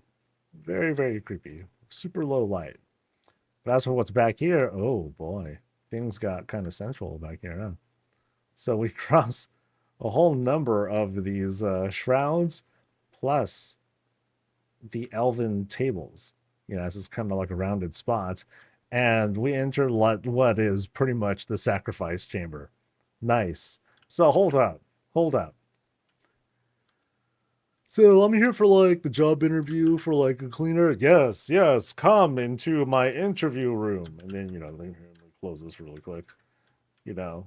So you sit down, here's the interviewer there. They're like, so what do you think you can bring to the company? And then the interview is like, oh, well, you know, I have a lot of, you know, I'm a real go-getter. I work under pressure. I have a lot of energy. And then the interviewer's like, oh, lots of energy. Yes. I love energy. Yes.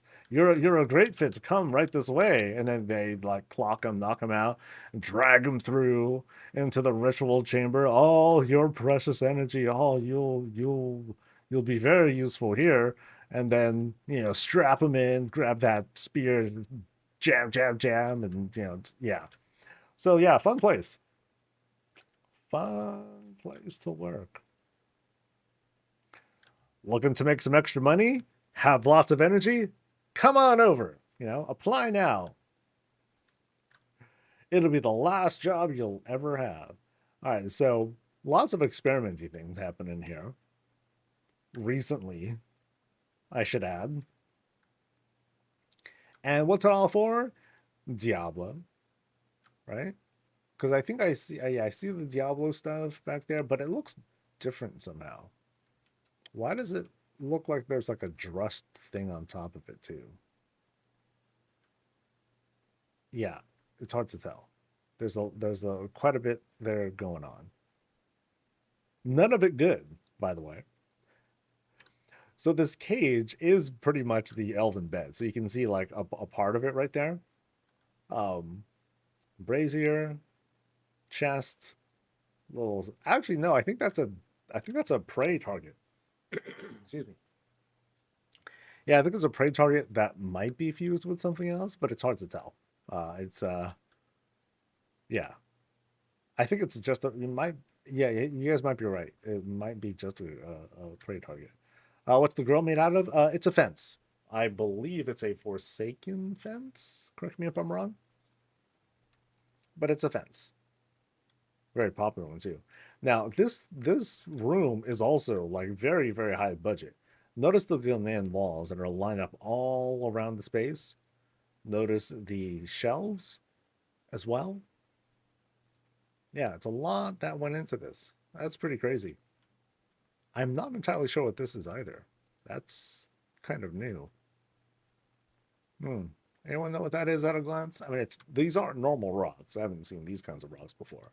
This seems to be like maybe a single structure. I'm just not familiar with what that is. It's kind of crazy. This whole room, this whole house is very crazy. I mean, lots of details that went in here. Like you can see, like the budget is just insane. Or like even the amount of gold and effort that went into. Okay, let me spend all these coupons on wine bottles and everything else. Yeah, that's nuts. That is nuts. All right, so we're gonna retreat from the secret room. And this is the one secret room that they pointed out. Cool.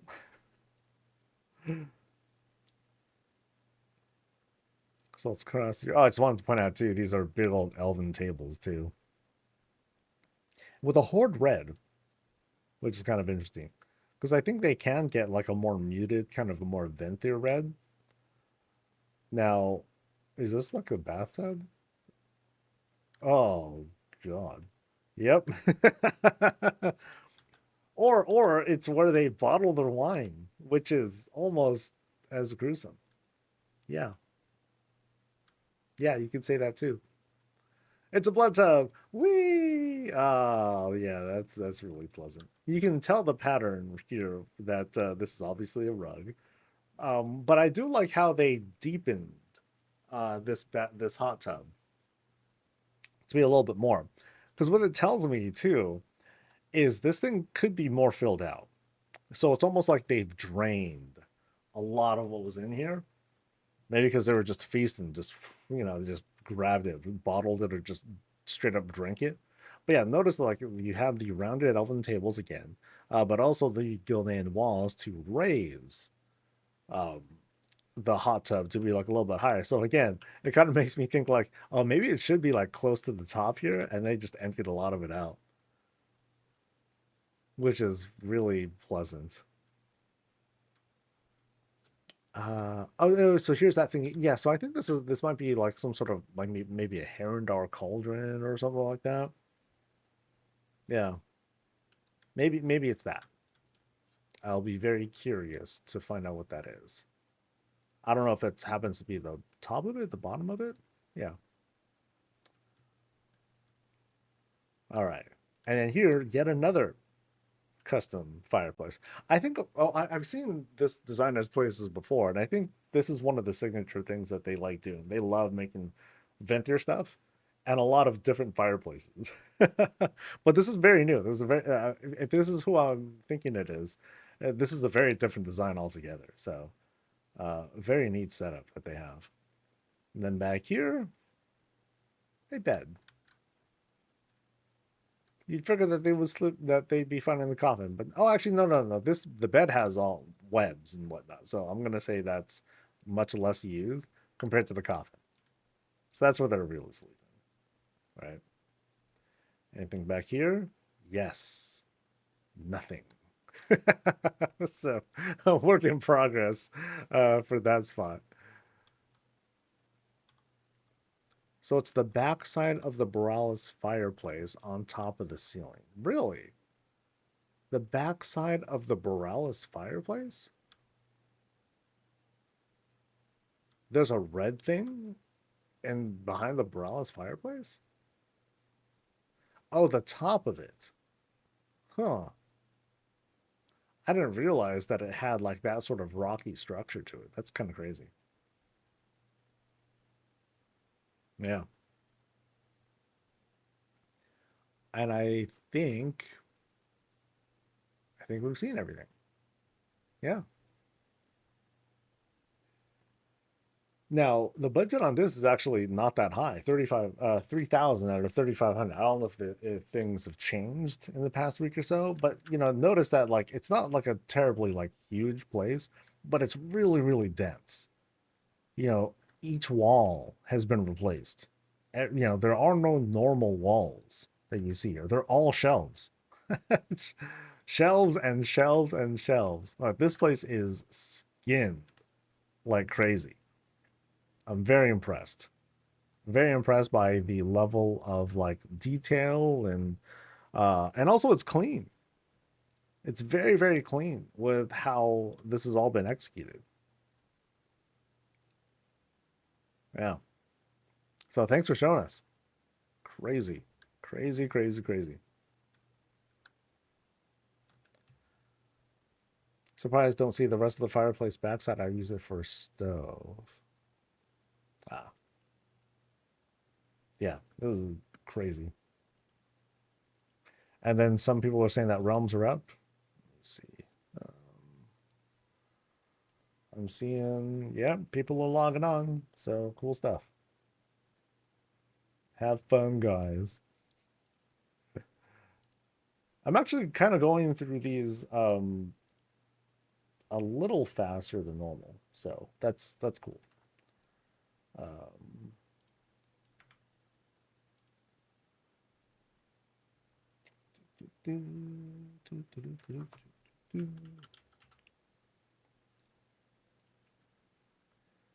All right, 34. Can confirm. Cool. Usually if I see my battle net just light up with a bunch of America's folks, like that'll do it.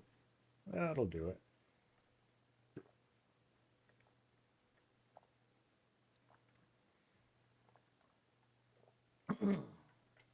Oh. All right. So Mythic Plus is open. Yay, team.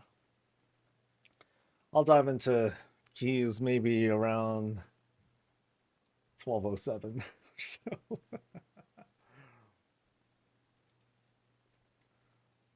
All right. So let me double check news stuff one more time. Along with email.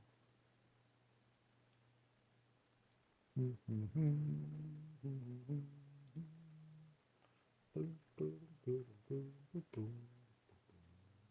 right.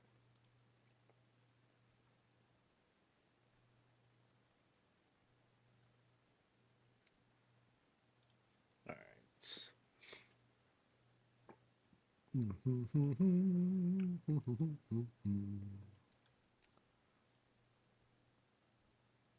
All right.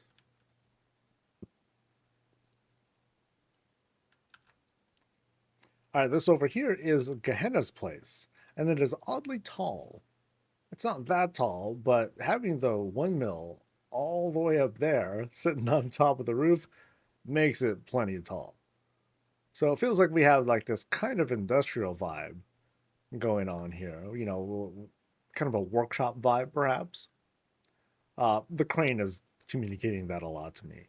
Notice that the house is raised a little bit. It's on top of like this bedrock with the platforms to help kind of lead us in. Oh, this is cute. I love how they set up a little basement sort of thing. That's pretty sweet. I like that. What else do we have here?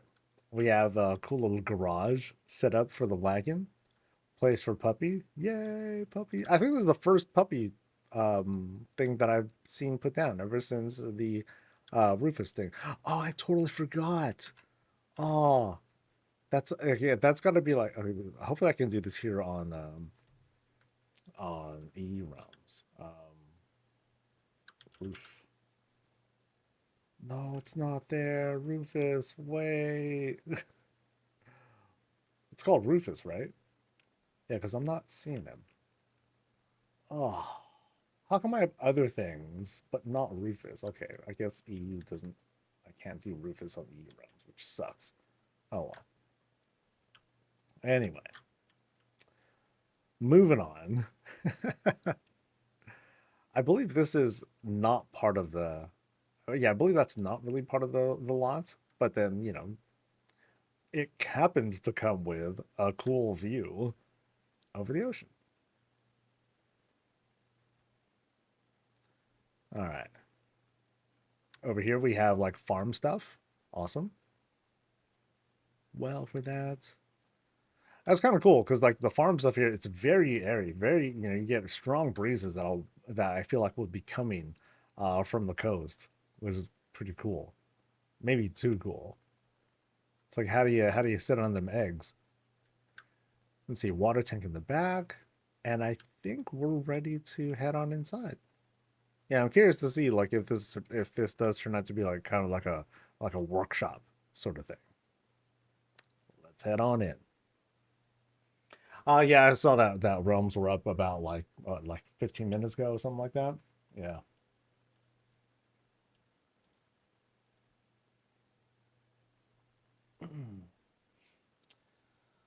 Okay, it's a mill that has a secret. Cool. And I have been here before, but it's just different now.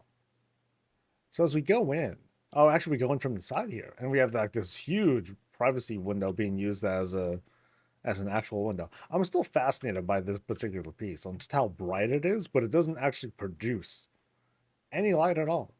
So kind of interesting with that. Now again, we're inside of a mill. So again, kind of like this whole industrial look that we're going to be getting out of this.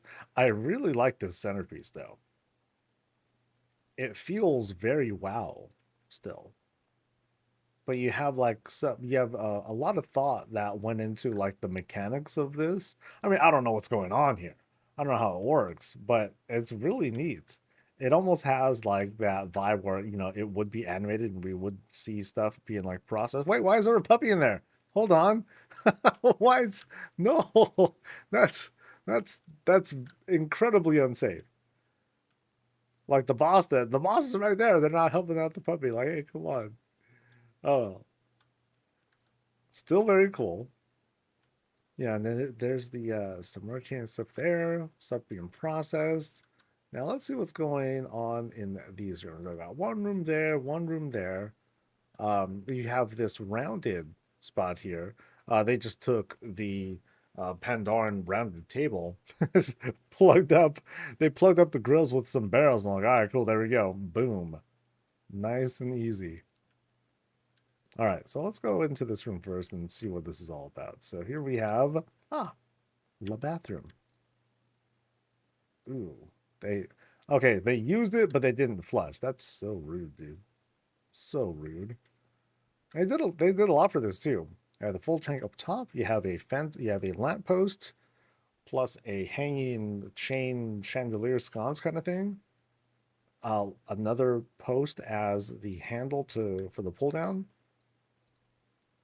TP, and of course, place to sit. He's working it. Oh yeah. We'll wash up. Let's head out. Let's over here to this side. Now it's kind of like this feels like a factory kind of that sort of vibe where like here there's like, okay, here's like the receptionist or a greeter of some sort. You know, oh, you have an appointment. Okay, cool. Go ahead and have a seat. Don't have a seat, just kind of stand here and then wait for like the person to come in and see you. It's all good. Or maybe they're the boss. That can kind of work out too. And in this room, a little closet space setup. Nice and easy. Because this is a rounded room. So they can easily just like, in this case, wall, pillar, done. Yeah, and all of a sudden you have a room. A little tiny room, but you do have a room. Oh, there's a place to sit. Okay. So I missed that part. Now in here, ooh. Okay, very interesting in this room. So work is happening here. Administration stuff is happening like more or less in here. So, you know, we climb up, sort of. And we can do some work here. Boom, boom. Observe what's going on outside. I do like that touch. You can like see if workers are like getting stuff done. You can keep an eye out for like any problems and all that. You have other walls. Actually, these look like these look like little doorways that are being used to create that window spot. And the pattern it ends up looking kind of cool. Yeah, I dig that. Notice how we have table that's being used as the floor here. That's pretty neat. And then we proceed. Oh, actually, we're going in further than we thought. Now, this happens to be what? So we go back here. Kind of like a coat check, perhaps. Coat check. Actually, are we in a restaurant all of a sudden? So it's like a restaurant all of a sudden. Because we're, coat check, greeters, we're let inside, and okay. With a stage. Wow. And a band. Damn. Okay. This the vibe just suddenly changes to this kind of like loungy spots. You know, we got drinks, we got smokes, we got entertainment. Very cool. We got this full bar back here as well. Big old floofy bar stools, which work out just great. Cool. We have our let's see, we can get our drafts right back here, over there, and back there as well. Wine to pour, bottle service and everything. Very cool. So it's like one part mill, but other part it's like we're drinking, what we're processing here, and all that too. That's kind of neat. That is kind of neat. All right, so we resume with like the loungy sorts of stuff. You know, whether it's regular couches or if you want to have a bit more fun with the goblin couches for something a bit more festive. There's going to be more on that side as well, so we'll take a look at that later. Let's keep exploring this room first, including this stage here, which I find quite interesting. So we have this climb up to the stage, and then we'll look at the instruments and everything in a bit. Don't worry. I just want to like look at the stage first because it's huge. This is a huge, huge stage. Whether you're doing comedy, music, or whatnot, but probably mostly music that you're doing here.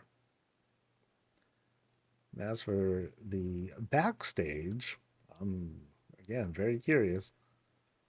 Boop. Treasures. Now, we could say that these are all like props and whatnot too. It's like, oh, okay, cool. Curtains up, set the stage up and everything.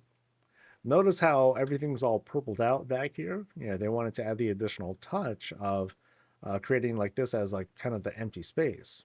Very interesting.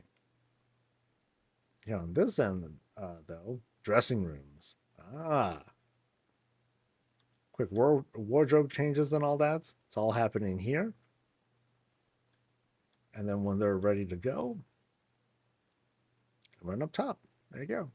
And then notice here you have like the curtain. You have the curtains on the front here, so you can tell like where there's multiple layers of the curtain. So that way it looks, you know, it helps to set up the illusion. But now let's take a look at the instruments here. I'm going to climb down these little tables here. Well, let's admire some of the handiwork here. So, in this case, big old bass is set up, and nothing too complicated. Like, you know, we're not seeing like the bajillion pieces that go into like each individual instrument here. But instead we have like a good solid grasp on the basics. So you have like a number of elven windows or shelves. I think there's shelves actually. I don't recall too well. But you have multiples of them that are, and they're kissing too, to create like a single piece. So you have that two here, kiss, merge them together. A lot goes into this because they need to set it all up at a very precise angle to make the shape look very clean. Because you want to have that kind of leaned back look as well. So there's a lot of that went into this. What these look like, little wall shelves, not wall shelves, basically pegs for like hanging wardrobe or weapons or what have you. That is a weapon rack, what it looks like. Here's another one of those things. Yeah, very cool. So it's not so much that a lot of parts went into it, it's just that they did a great job of meticulously shaping and rotating stuff to make it look natural. The drum set, not as huge of a thing, you know, not as huge of a thing to make this look convincing. Just have like the basic stuff out, and you can easily tell at a glance, boom, drum set. Yeah, so nice and easy. From here, we have some of the higher end instruments that are now available.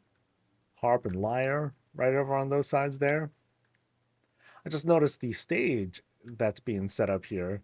Very interesting. So instead of spotlights, what they did here, they took candles plus Borealis bottle lamps to create this this highly illuminated spot. So you can kind of see here, like just how bright it makes the character compared to, you know, when you're not as exposed to the light. Now the thing is, with these lights, they're not directional, so they'll always be blasting lights around them too, but it still works out, you know.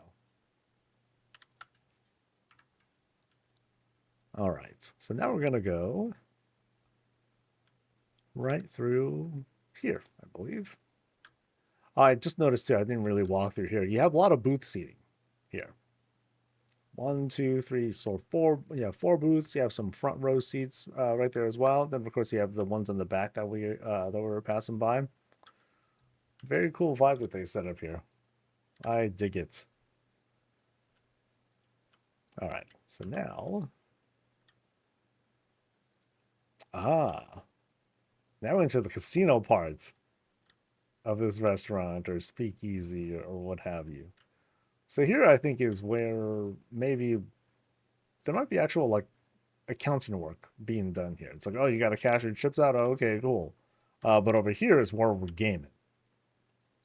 We got card games right over here using the Hearthstone rugs. We got a place to sit in case you need a break from all the gambling. You want to count your winnings or you want to just drink your sorrows away because you lost it all. Here we have, I don't know what sort of game this is supposed to be, but it's a game, you know. We know what's going on here. Like maybe they're like supposed to be roulette tables, perhaps, because we have one set there, we have another set that's happening right over here, but it could be any number of things. Use our imagination. And I think this is, I'm sure this is like for card games, not like a pool table, because like there you have the green felt. Same thing here. Now, interestingly, you have weapons. Maybe they're meant to be cue sticks instead. And then you you have a cute little basketball hoop that's meant to also be like for the wastebasket. So that's kind of cute. That's kind of cute. I just noticed the Giants Kyrian banner right there on the side. It's a very subtle animation. It just kind of hangs there. Trash can basketball? Oh, absolutely. Yeah. And then we have like the painting right up here. How much did they spend on it? Hopefully not as much as they might have. Yep. So okay, so this happens to be a dead end. Right on. The budget on here isn't very high either. Only 1,500 is what they claimed. I notice back here that this isn't just a wall. This seems to be probably the bottom of a Pandaran well or structure. That is what I usually notice with this sort of pattern here with the stone. Yeah, cool. And so now we retreat. We'll head back. So back into the main hall, or the main part of the restaurant spot. So we're basically leaving the restaurant now. We're starting to head back. I just noticed here too. Check out the base of the stage. That's just a big old wine barrel, I imagine. Oh, that must be fun to be standing on top of that. You're chilling. Maybe you're doing like a bit, something like that. And then the waft of 123. Okay, the waft of like the wine starts to get to you. That's kind of neat. I'm sure that's not intended, but we know. Ha ha ha. All right, so this is the restaurant area.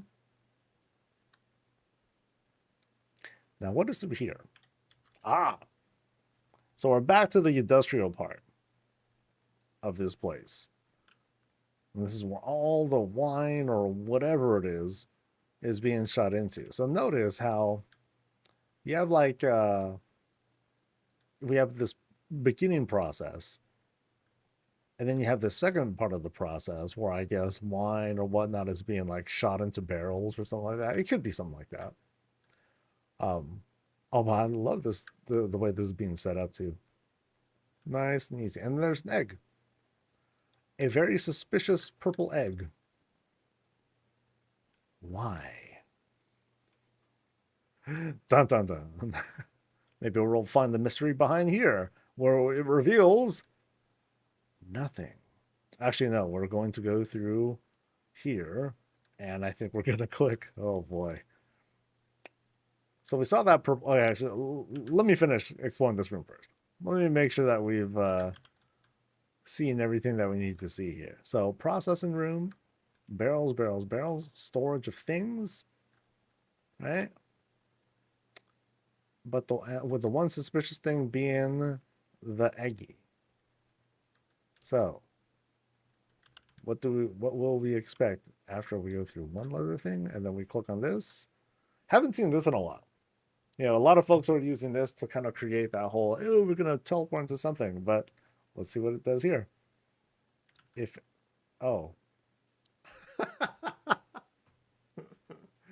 leaves us outside. How about that? Well, I got bamboozled. Let me let me double check that we've seen the whole place, shall we? So yes, you know what? It's still true. It's still true. It has still been a while since we've had the whole, click on the chair here to teleport through to like this other side. So I'm right. Ha ha ha. Ha ha. Soul right. Everyone else wrong. I retain my dignity. So did I miss anything? Because I think we've nailed it. I mean, like all of a sudden, like things got like pretty deep in with with the speakeasy, with the bar and everything. It's a great setup though. It's a great setup. What an enjoyable place to like hang in. I am done here. This is awesome. I like the place. I love the vibe. It like closes up nice and tight, especially once we get into here. Especially once we get into like the gaming spot. Yeah, very cool. Very cool.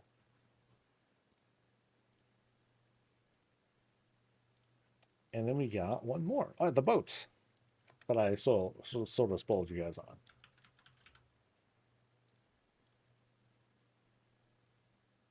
28. Let's go.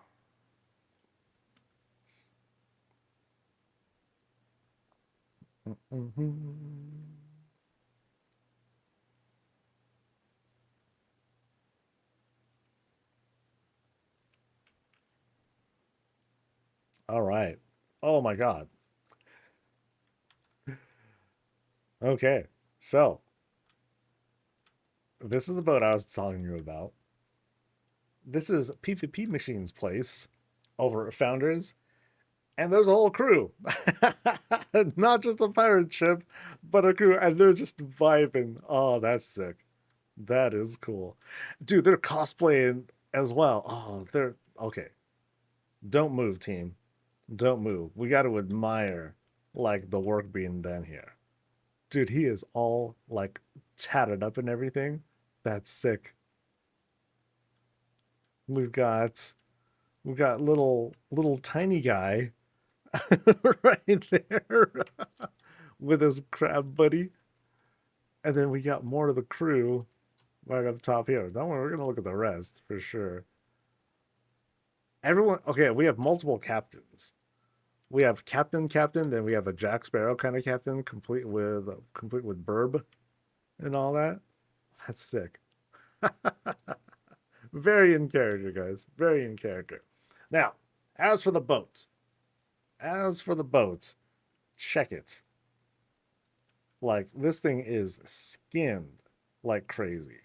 Now, I believe, and I'm not sure, I might need some help with this, or maybe y'all can just like spoil me with it. These planks come from Gilneas somehow, but I don't know exactly what kind of planks they are. Like, because I'm only seeing like the flat of it. It's a small table. But where are the feet? I don't even see the feet for the table. You know what I mean? They're only one budget. I mean, that's great. That's fantastic. I might need to buy a bunch of these because, like, you have all these different planks that are being used. It's crazy, dude. That is a crazy amount of detail. And the cool thing about it being a beached ship is that, it doesn't have to be clean at all. You just lay stuff down and hope for the best. Yeah, no, it's fantastic use of these things. I just thought like there were like feet somewhere because I don't see it. They're like somewhere in there. I'll have to look at it. I'll have to take a closer look for myself. So like in some cases, like here, I believe we're seeing actually they still might be the tables. Yeah, yeah. Because at some point we're gonna see this along with maybe like rough beams, things like that. And then the rest of it are like small tables that are helping to round out the space.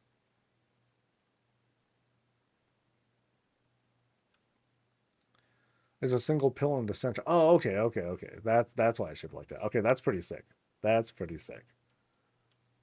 Yeah, really cool setup though. Oh man, this must be such a pain. Must have been such a pain to put together because you're trying to shape it together at an angle like that. Oh man. So under this ship, I believe, is where the door is. Yeah, there's the door right there. That's very, very creative. Very creative use of the shaping and all that. And also, like the thing for the anchors right there too. And it happens to be I have to do a bunch of rocks here too to help create the base, because otherwise closing up this spot would just look like really messy. Rocks are just like kind of easier to do that with. So let's head on inside. Expecting something epic inside. Could be a freaking disco hall for all we know, dudes.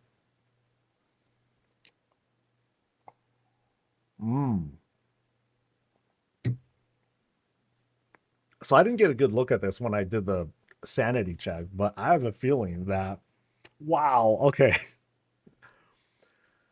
The impression that I'm immediately getting from coming in here is just, holy crap, they like used planks. Did they use planks like everywhere? Because if they did, wow. It's one thing to have like rocks, like, yo, let me just get a bunch of rocks, boom, boom, boom, place them all over the place. Here, though, they needed to rotate and move tons and tons of these like tables to make this spot. Now, again, it doesn't have to be clean, but wow, okay, but it's so convincing. So the vibe is we're inside of this ship, this beached ship. It's been dilapidated. It's like twisted in weird spots, but like, well, already the details like really awesome. You have like some water that's fallen here. We're crossing over this like netting. Down here there are what appear to be either fountains, or they could be Pandoran cherry trees that are creating that sort of like water flowing effect on both sides, right? To make that feel happen. And here's how tight the space is. So really, really narrow, which are like some of my favorites. I definitely have kind of a bias when it comes to like closing up spots like this. So here you can, again, you don't see where the room is at all. Everything is just like skinned. The best thing you have is like this really thick like platform here being used as a wall, because at some point it's like, yo, I'm gonna use this instead of using like a bajillion planks, because eventually like the budget is just going to be like less forgiving. Maybe when the time comes, because from the looks of it, this is not a level 9 house. When they do bring it up, it's like, okay, cool. Now they can all of a sudden, place a whole bunch of planks here instead. So still though, from what they're able to make here, incredible detail. So we'll have to be careful about how we go through this orientation, because we're not going to be looking at like normal rooms here. So let's go right through here. And right through this spot, we have, we're kind of like just kind of like going through, and we're underwater. So we happen to be underwater in this now. In this case, now to me, this is not an aquarium.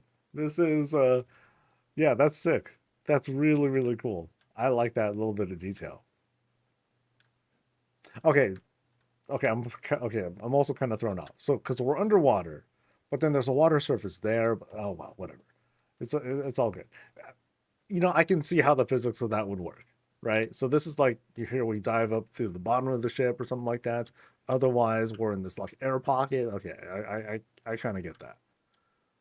So here now, oops, sorry about that. So yeah, just lots of like, it's just a mess. It's a big freaking mess in here. Things are in like total disarray. I am totally going to get lost in here. Yeah, planks and debris, and like there's like some minimal stuff here, and so we're left climbing up to like some of these other spots. I don't think it's meant to be like a jumping puzzle. Like I don't think I'm meant to climb all the way up there, but there are opportunities for me to climb over places. So I just came from there, so I'm not going to get like too lost. Can I jump here actually? Nah, not really. I can kind of climb this maybe, but maybe not. We'll leave that as is for now. We'll see if I can if I need to like maneuver my way through. We'll find out.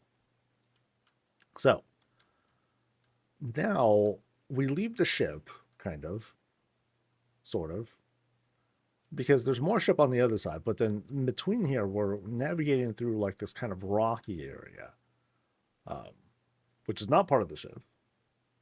So it's kind of like saying the ship was sort of like broken apart, kind of split in a sense, or maybe the rocks just kind of fell through and all that.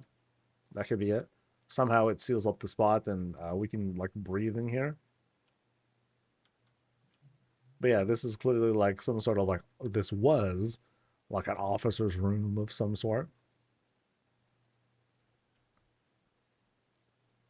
I love these because you know, spots like these, they can kind of like tell a little bit of a story, right?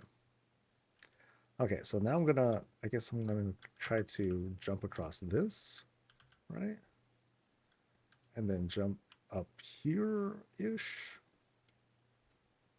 Yes, no. No, can't really access that. Okay. So let's instead go in the other direction. So I'm gonna drop down, boop.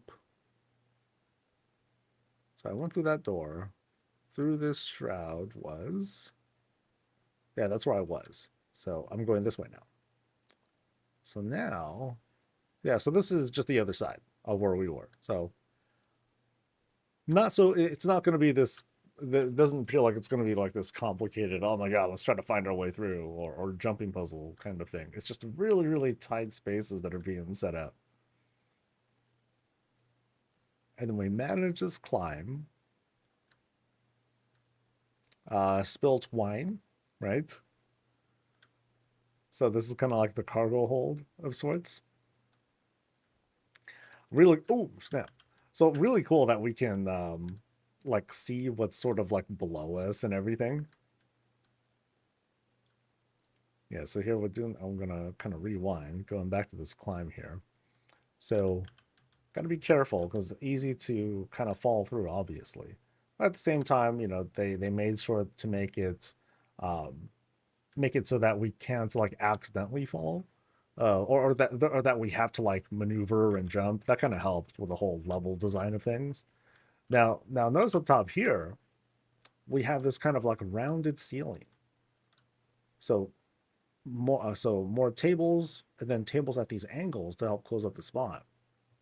I'm gonna end up buying a crap ton of these tables for my build. Yo, that's cool.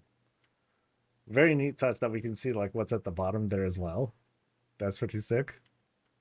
And then right through here, oh, it's the crew. Hey!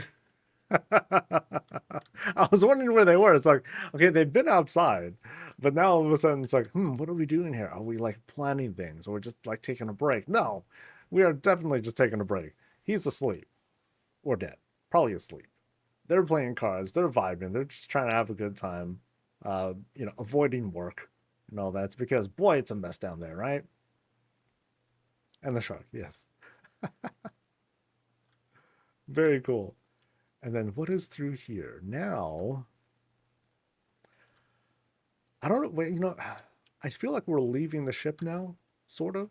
I want to double check. They can do their own thing. I'll catch up with them. I just want to make sure that I've seen what I can see in this particular spot. Because, boy, there's so much detail that went into, like, here. I'd hate to, like, miss a thing. So, like, here's where, like, the whole captain thing was there. Okay. And that's the aquarium. Slash not aquarium. Here is the way out. Yeah. Okay, so I think I have successfully explored this part of the ship. So, sorry, I'm going to go this way again. Oh, no, I didn't go this way yet. All right, so there's this part. All right, so more leaky stuff. And I love this. Like the whole, with the way that it's angled, so it creates that whole puddle of stuff. That's really sick. That's really sick. So now we're going through, again, you know, very, very narrow, really creepy, really scary. It would be kind of cool looking with the lighting shift, but at the same time, I think it would be, like, for the sake of presentation, I think it would be a bit too dark. And that would kind of drive people bananas. So I'm kind of glad that they didn't do that. And now I think we're hitting what appears to be a dead end, which I think is on purpose. Yeah, I think that's fine. But yeah, really cool. Really, really cool. So now we're going to climb up. Now we're going to proceed a bit further in. So back here, back to the lounge hall, and into... So it kind of opens up. Very interesting, because we have this like setup of like both walls and the planks here. So it's very high up. It's hard to tell like what's the orientation supposed to be, because we have stairs, but we have like this large flat surface here. So it's like, okay, are ships supposed to be that tall, or is this like a weird slant that we're in, or those kind of questions come to mind. And I'm not quite sure where to go next. Do I go up or down? Like, notice how the sense of orientation is just gone. We come out through this opening here, which appears to be like one of the few times. So here we're actually on a floor. We transition into what appears to be like an empty stairwell room, and we can go up.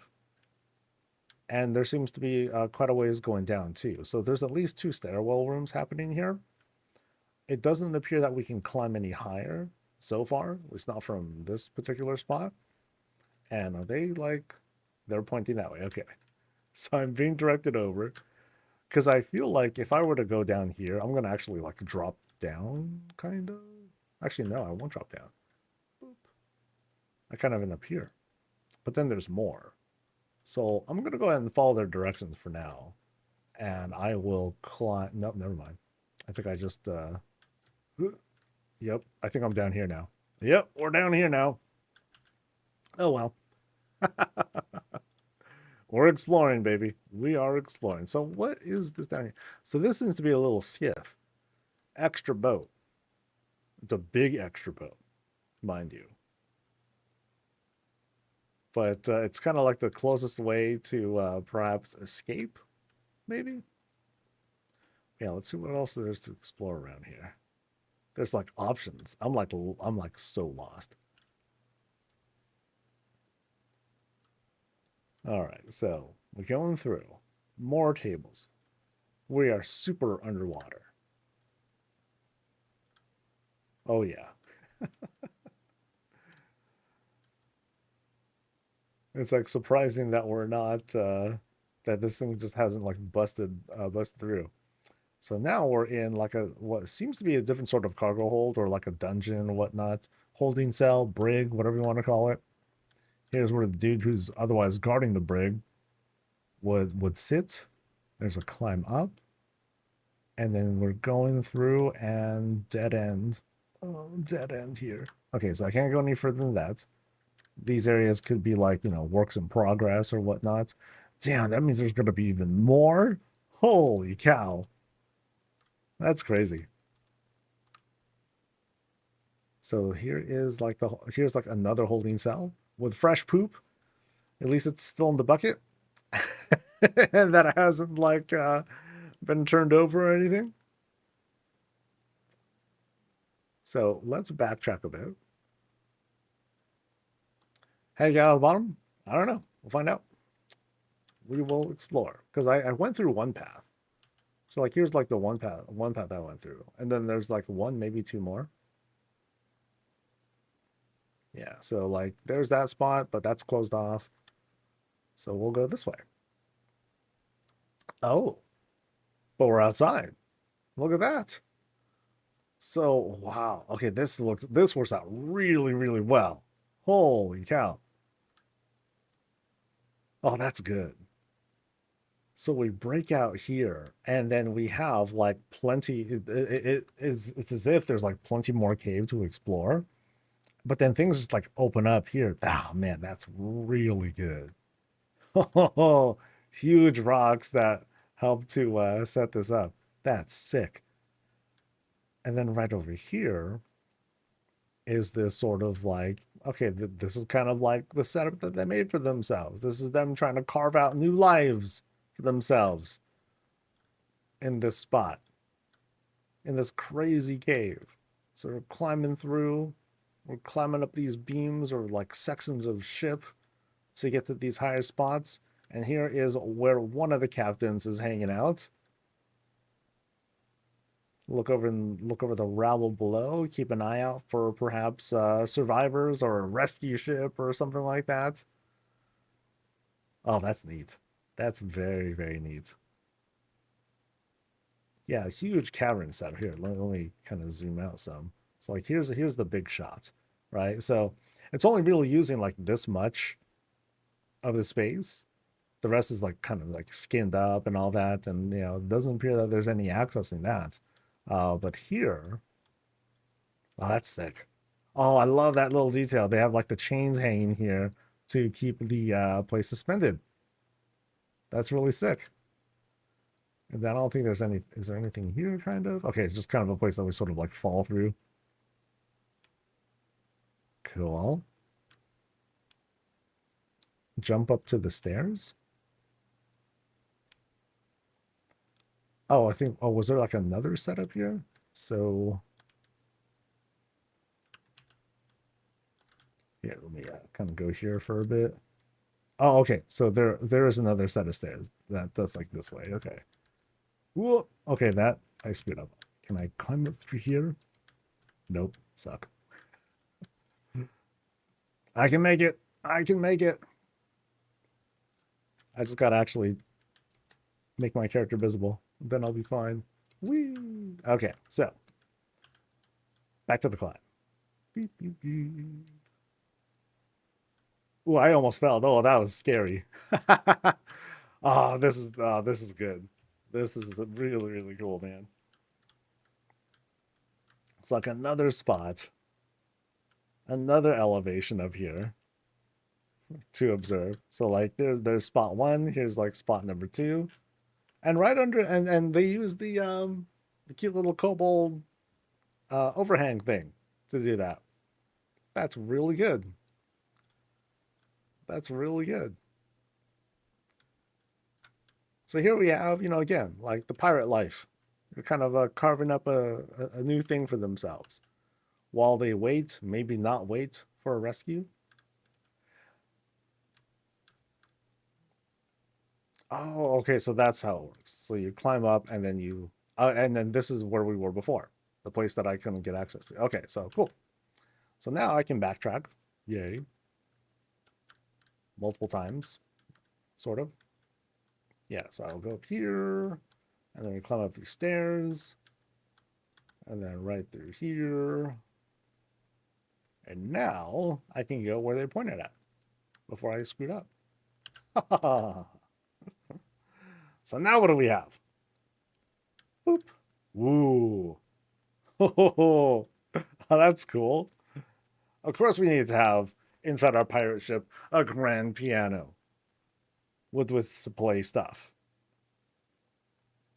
What are we playing? Beauty and the Beast. Do do do do do do do do do do do. Come on, everyone. Tale as old as time. Okay, anyway, that's enough. I like what they did here too, or I like what happened here. So this seems simple at first, where it's like, okay, they're just gonna take a whole bunch of there could be rugs, there could be different shrouds or whatnot to create this like solid shape. But what happened here though is like there's like all sorts of like lighting effects that happen to be clashing together in such a way that it makes this sort of sort of a stained glass feel to it. It's not perfect, right? It looks a little weird, but it looks a little neat too. That it's not just like a solid color that's being set up here. It almost looks like the windows are cracked because, dude, this is like a sunken ship and whatnot. And you'd figure like these would not hold under the stress of like water and whatnot. That's sick. This place is sick. Oh, and free treasure. Yay. I think I've seen everything. Dude, is this the whole crew? Are we missing anyone? I want you guys to line up real quick for a shot. That would be sick. So, yeah, wherever you guys want, I'll just find you guys. Just make a line somewhere, and I'll make sure I get you guys in a shot. Because that's sick. Yeah, that'll work. Cool, cool. And then emote however you like. Just go nuts. I could always edit screenshots or whatnot, edit footage, do your thing. That's sick. Now I got it, dude. There is a lot of there's just so much detail that went into the planks. Like it shaped the whole place, you know. And I'm kind of like going through, and it's like, okay, there's only so many rooms that went into here, but you know, it's thanks to the spaces being like super super tight. But also not just that, it's because you're working with like these smaller pieces, you know, just these tables, that you have a lot more flexibility. When it's rocks, that's tough. You know, you got to resize the rocks, you got to like twist them, shape them, and all that stuff. Here though, you know, I figured that you'd be able to kind of like blueprint your way and to be like, okay, I'm gonna make it look like this, it's gonna be shaped like this. And then you can make these like really tight spaces where it's like, okay, I'm just gonna, you know, the minimum size that I need to get like any kind of character model through here, I'll be able to get them through. So amazing spot. Really, really cool. Yeah. Be proud of this one. Like I think this was a really, really awesome presentation. So thank you many, many times. Damn. this is it's so good, dude. It's so good. I love this setup too. I need to find other places to like take a few screenshots here and there. Like, oh, actually I think this is like pretty good too. But I think there's like certain spots that like I feel like they stand out really well. Okay, there's too many spots. They all stand out really well. So I'm like, which do I choose? Because it's not just like, oh, here's like one spot that definitely tells you what's going on here. It's like there's like so many little things that go into it that help to create like this whole spectacle. Damn, I can't decide. You know, maybe just the shots will maybe just the character shots will do. Bunch up, but yeah. Make a little crowd. Make a little crowd, and then because I want to make you guys the thumbnail, because you guys did a lot too. Tighter, tighter. Just come on, you're pirates, you're comrades. You know, y'all can get up close. It's all good. I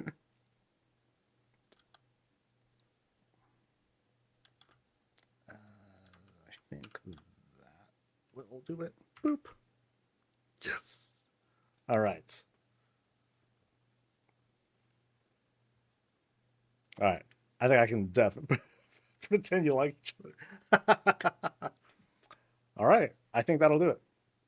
Thank you again, guys. Thank you again, guys. And again, amazing, amazing. I gotta find this.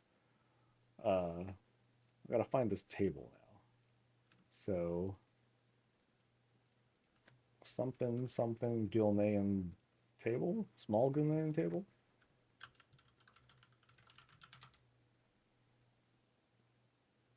Oh wait, so it's 3 things? Hold on. What? Oh. Oh, so hold up. So 1, 2, 3, 4 things. You know, at first I thought it was like one. Yeah, I thought it was like one thing, but it's 4. Okay, that helps. Yeah, and then there's the thing in the middle. Okay, because there was like another table. It was okay. Here's the other table. Now that one is 3. The smaller one has a budget of 1. The wait, and it's crafted. Oh no, that's forbidden. No, that's blacklisted. No, sorry, man. So I'm gonna want that thing. Yeah. Yes. Yes. Brilliant. Oh man, see what you have unlocked? You've just unlocked a monster. All right. Cool. Cool. All right. So I'm gonna log out here. Thanks again, guys. Oh man, good, excellent place today, as always. As always. Jealous, jealous. But now but here's what I am. You know what I'm inspired. Oh, I think. Ah, shoot. I got raid today, so I won't be able to work on my place. But oh, that table, man. I wonder if I can buy it yet. I'll have to look. Ooh. Yeah, so tomorrow, tomorrow I don't have plans to I'm not gonna do any visits tomorrow. It's going to be me playing the game. Woo. Do I want to check out your house? Maybe.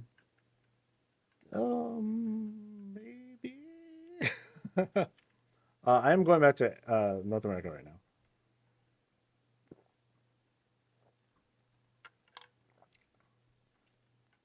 Do I already have you on BattleNet at least?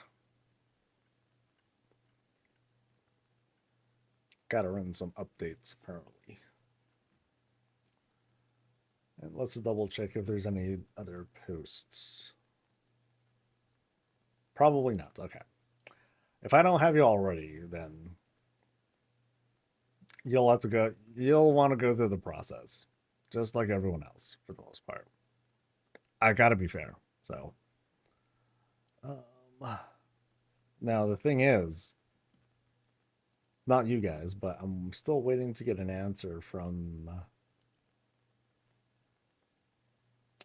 Yeah, if I don't get word from this person by Thursday, we're gonna have a problem. Because I really want to give opportunities for people to sign up, and it's not fair that someone's kind of holding up the list. So I'm missing out. I know I'm missing out. I only do like 10, 15 visits a week. I'm definitely missing out. Where's the sign up? There's a link if someone has the command. Twitch drops Thursday. Oh, you know what? You know what? That's a good point. I think I can do. I could probably do more visits. Yeah, I could probably squeeze in more visits actually. You know what? Yeah, I'll slot you in for Thursday.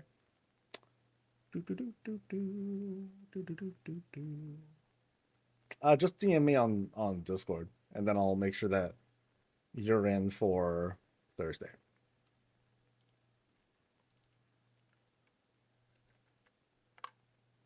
Never mind the sign up sheet for now, because Thursday is going to be a long day. A very long day, actually. Yeah.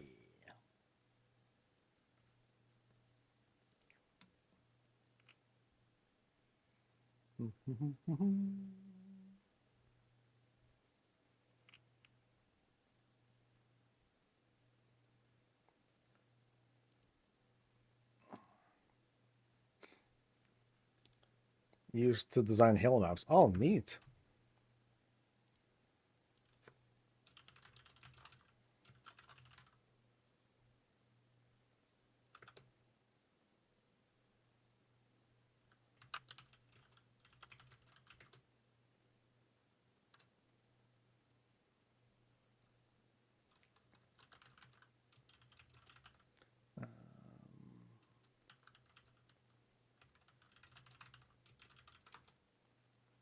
All right, so where was I?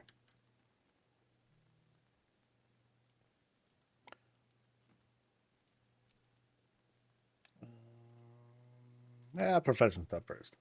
That'll go first. EU or NA lag? I just got on, so I have no idea what sorts of lag might be going on.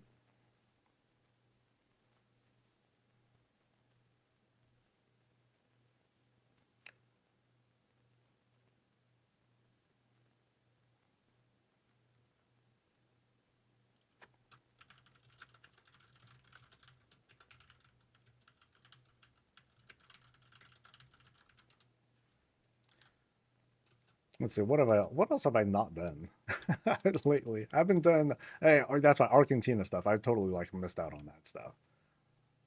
Like I get on, I skin, I make money. I get on, I check professions, I make more money. Yada yada yada yada yada yada yada. Let me get some music back on. Boop, boop, boop.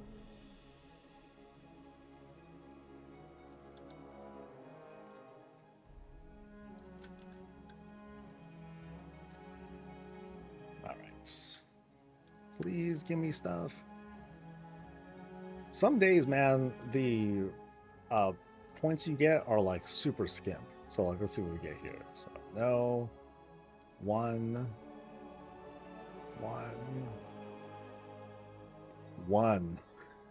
Sheesh. That's it's kind of cruel. It's kind of cruel. But I'll get the one. And I think I need to do 3 orders too, right? Yeah.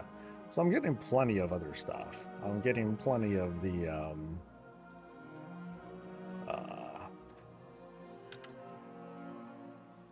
Moxie? Yeah, there you go. Getting plenty of Moxie. That's about it. I used to make money too, then I make my throne at 500k.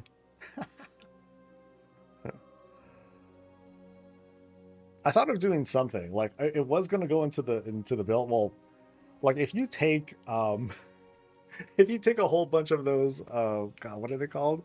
Oh, those forks from the Drakthir Endeavor. Just like a whole bunch of, you can make like this whole Iron Throne thing if you want. It'd be kind of gnarly. You know, just like make a chair and then behind it just have like a whole bunch of like forks and stuff going on back there. You can make something kind of crazy looking. Maybe it'd be stupid, but it might be fun.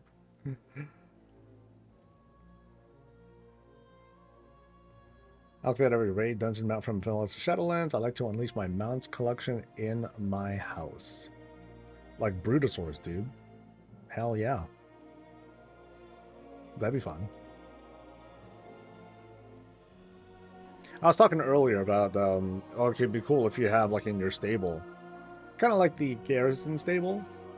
I know what I would do. I would have something like non-mount mounts, or, you know, inorganic mounts. I would have, like, helicopters and discs and carpets just wandering around, grazing the fields. It would look really weird. But that's the point. I just wanted to make something that seems like fun and stupid. Thanks, Underfear.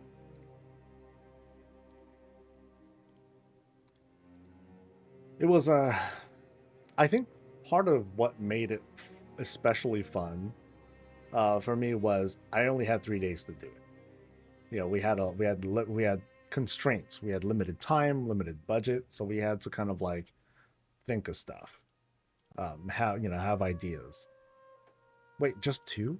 For real? Okay, at least it provides all, but that's so skimp.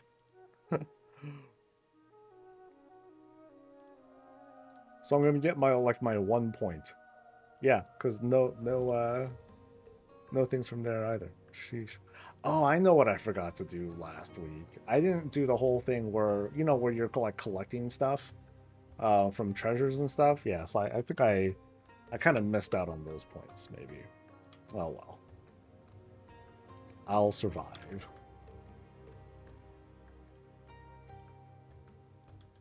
I have a lot of things that I want anyway, so it's a tight timeline. Yeah, it was tight. Like I had to I kind of had to go all out for getting my house to level 8 or whatever it was, because I wanted to have the most budget that I could get a hold of, and that was, that I had to throw down for. Like that was the biggest expense. It wasn't even so much like what I needed to buy for like parts and everything. It was leveling up the house. That was the challenge. Okay, so I did that. Let's take a look at the notes. We'll see if we got anything good. Struggling to get to 9. I mean, the new stuff that's coming from here, the new stuff that's coming in midnight. That's a huge boost. You get fat hookup. Oh yeah, I should pick up these things too. So, okay, so we still have the kinds of cresties. Okay, so that hasn't changed. Sweet. What else we got this week? We got the dungeon quest I never do. Participate in endeavors and collect coupons. Abundance, pray, raid. Okay, let me see what this one is. So, what does it ask me to do? 5 coupons collected. I'll probably do that automatically, huh? Actually, no, that'd be kind of weird. If I pick up the quest, but I happen to get the coupons on another character, that might feel kind of odd. So, I'll just do the, I'll just do pray. 3 prey hunts completed. That's gonna happen today. Yep. And then it's the delve. It's also the delve event this week. Or delve bonus event. There you go. Yep. All right, big money. Let's see. Prots. Let's go. What do we get? What do we get? So I got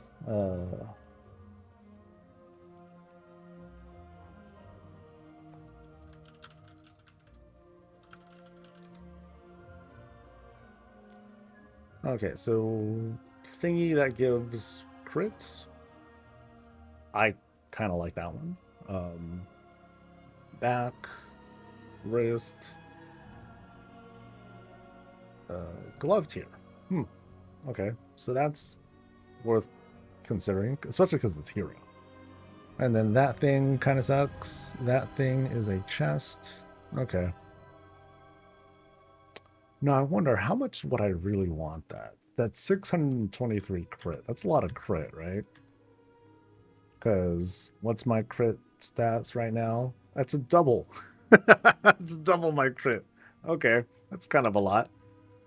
But I think I might be tempted to go for the tier. I don't know. Like, tier bonuses, they're not, like, crazy right now. After you cast Inshore, your Avenger Shield deals 5% increased damage, stacks up to 5. Woo. So maybe I can maintain the 5. Actually, no, Shield of Wretches, that's kind of easy to keep up. I guess how long does that buff last? But the catalyst charge drops. There's that too. Yeah. I'm not super concerned about wanting to complete tier sooner than later. So I mean, definitely won't get it from our raids because I'm not going to be able to roll on stuff. This week I'm gonna do the whole, hey, if you still don't have 2-piece, you get a thing. But this is really the only week that I care about it. Oh, well, next week I'll say if you need 4-piece. Because if by next week you still don't have 2-piece, like, I got nothing for you. Like, you're not... I think it's those players who try to, like, oh, I'm not going to roll on anything or do whatever, and they're just trying to max out. Like, no, you're losing DPS. Just fucking get stuff. Do I do Mythic Plus? No. I do not everything. I don't do Mythic Plus. I don't do PvP. But I'll do like everything else. Where's the spot again? Yoo-hoo! Okay, usually I make my way there because like that's the inn. And then I hang a right and then there's the prey stuff. Okay. Do I mount collect? No. Do you do anything in this game, man? Sure I do. Hunt a prey target and return the vessel to what's his face. Complete nightmare hunt on prey. Okay. Let's go here first.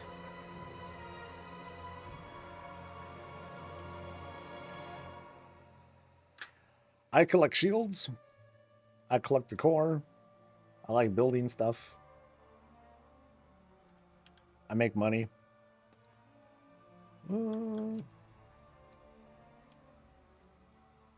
Yeah, some mounts are cool, but for the most part, they don't call to me like they do a lot of other people. You know, like people will usually see me in this mount, the rocket, because it's just dope. It's like the best. It's hard to change from it. For me, it's like I like small mounts. Nice to see the free beacon quest is back. Free beacon? So spend some cash on that rare blood spider for that thing from the from Dalaran? Nah, I'm not gonna. That is very antithetical to what I enjoy doing in this game. I'm like, I ain't gonna get no expensive mount that I'm not gonna use. Is the Dell thing here? And there's supposed to be a world quest somewhere around here for that.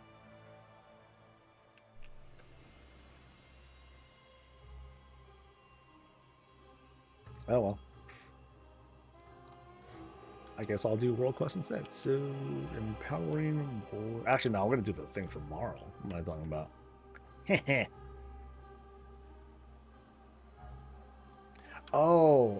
does. Oh, so it gives a free one every time. Oh, okay. I thought that was a one-time thing. So when I first got it, I was like, heck yeah. But then I didn't even use it because by the time I got to the 4th delve, Nullius spawned. So I got to hook up.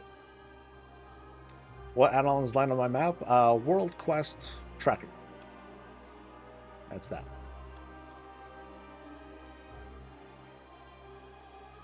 Alright, so what am I doing? I am burning stuff.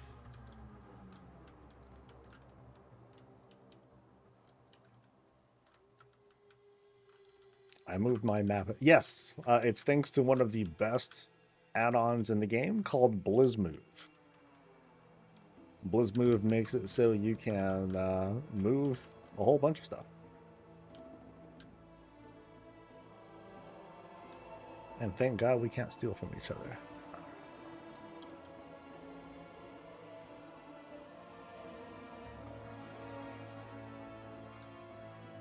Yeah, I haven't done an add-on video in a while. I should get around to doing one.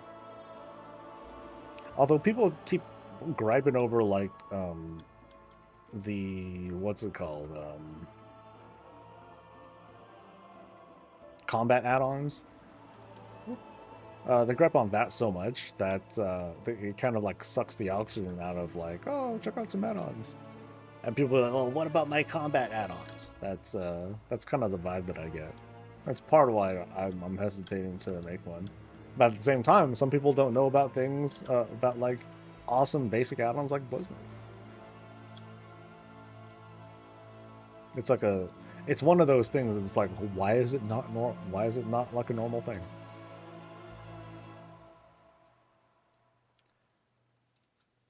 UC's only 4 unit frames, bartender, DVM, decor vendor. I use a lot. Like I use a lot of like under the hood sorts of add-ons. These days, things that are like visual, you know, like unit frames and stuff, I don't really get a whole lot of value out of that. The closest thing is one called, oh shit, what is it called? Something Blizz HUD. That lets me add faders to my bars. That way they just kind of stay out of the way unless I mouse over. So for things that I press less frequently. You go naked, it's all good. I mean, my whole thing is like, I ain't gonna judge anyone who's gonna use add-ons. You know, it's wasted energy. Like people who buy like people who buy shop mounts, I don't care what they do. It's your money.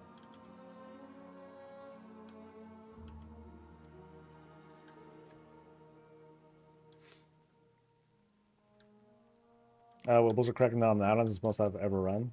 They've been really particular. They've been very clear on the kinds of add-ons that they're going for, though. So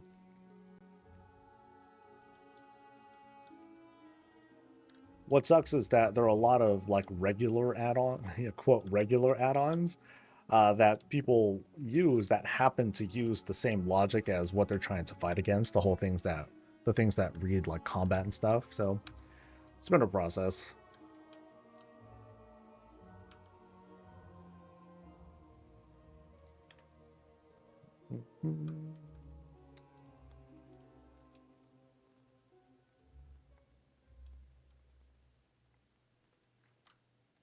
I still got updating things. No, it's there are a lot of folks out there who will very much like judge. Oh my god, you don't use such and such? I mean, hell, I did that just now. Oh my god, you don't use Blizz move? Are you crazy?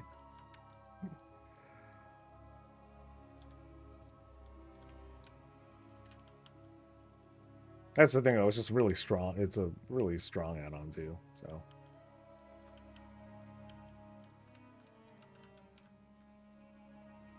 Ambushed. Oh, no. Actually, I'm in a bad spot. Shit.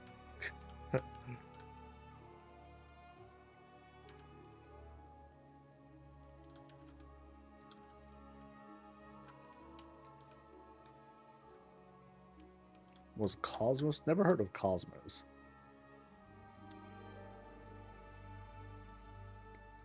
Budding the barrel. What's that? Nothing.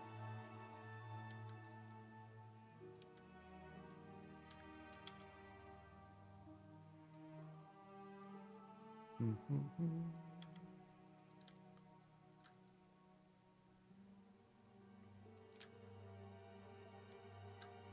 there a critter around here? Nope. Get hurt. Alright, what else?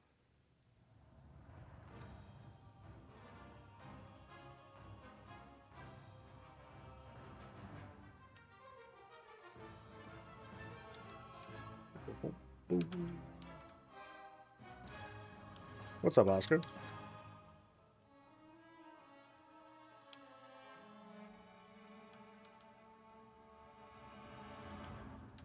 And boop. As new expansion, very enjoyable. I've been having a good time. Lots to do, lots that I can skip out on, and just kind of hold off for later. Yeah, it's been a very, for me at least, and my behavior, it's been a very, pretty stress-free kind of expansion, and really good for the gold making. Like I've been enjoying it.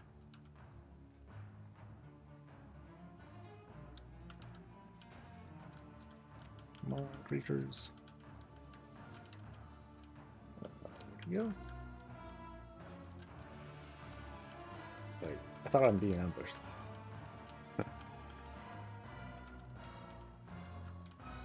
Nope. Alright, Thunder Fury, take care of yourself.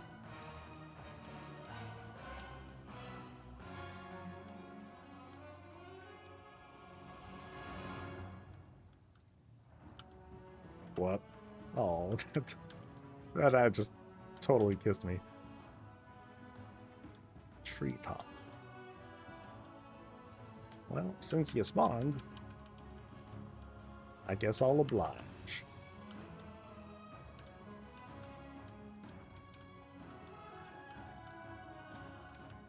So I think the plan for the team tonight is we'll smash what's his face, the single boss dude, real quick, and then we'll proceed with like clearing Void Spire. We never cleared it on normal last week.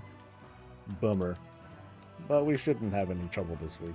The amount of gear that people are getting since the vault and everything should be pretty sweet. Should be pretty sweet. How's the reset? So far, so good. Not really seeing any trouble so far.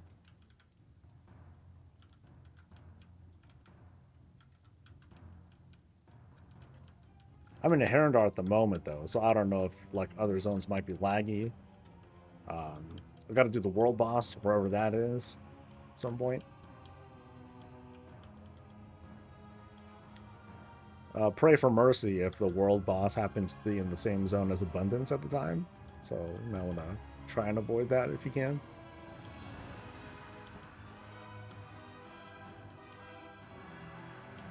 You quit for good, but I still enjoy keeping up with what's happening in the videos. Oh, thank you. Appreciate that. As far as I'm concerned, a lot of what's going on in WoW is housing. So, you know, beyond the latest developments in the game and, you know, what's going on with the new patch or whatever, it's, you know, what are people making? Having user-generated content is, you know, that opens doors.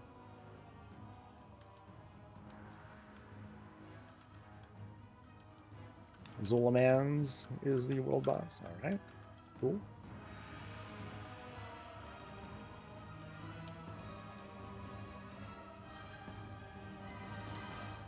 What's that? A clicky.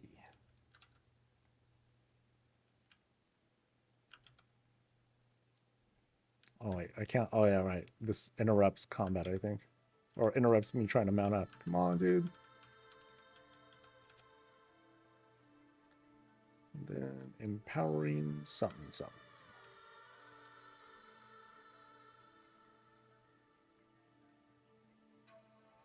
It's a world boss you need for the Loa achievement.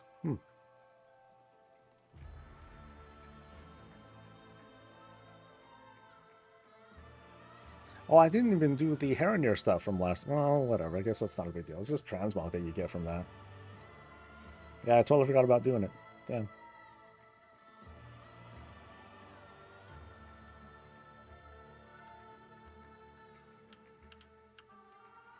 Whoops.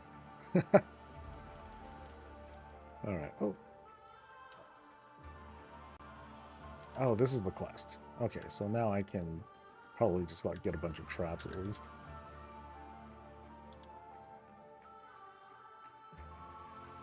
Or get stuck in combat. Yeah. Oh, it looks like we don't steal... I can't tell, but it looks like we no longer steal traps from each other. Okay, let me see. Okay, that druid, scumbag, is, let me get that. Can I loot it? Nope, still steals it. Man.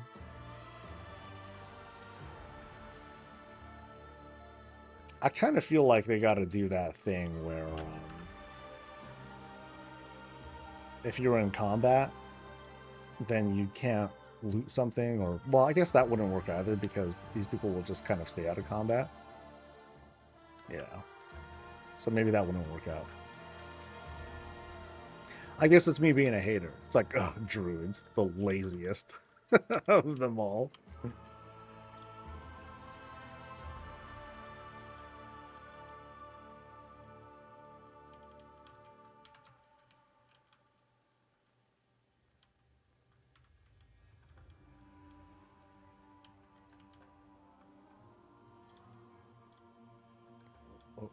Oh, really? It's inside the thing? Okay, can I click it? I don't know if I can click it or not. Nope. Damn it. That's messed up, man. That's messed up. Oh well.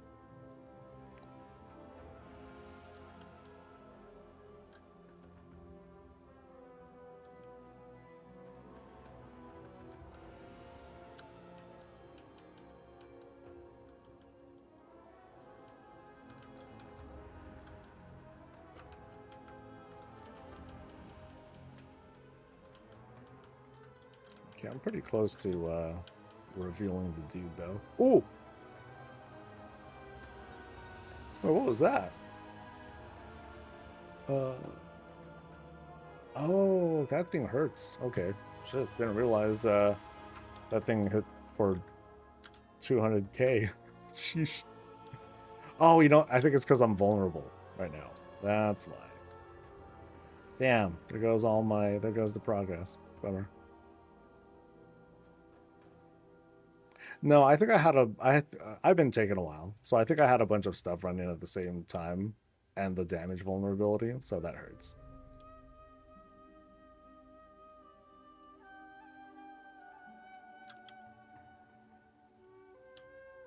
Well, it'd be boring if it wasn't, if I didn't die sometimes.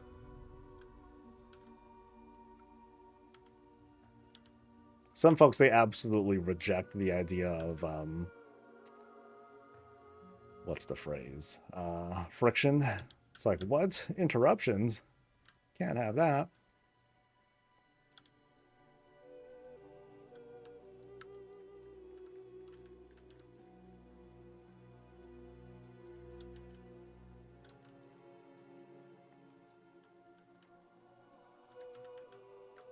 But yeah, definitely got to keep an eye out for that calamitous light. I think I got killed by it once before, too. Because the vulnerability stacks just got, like, too high.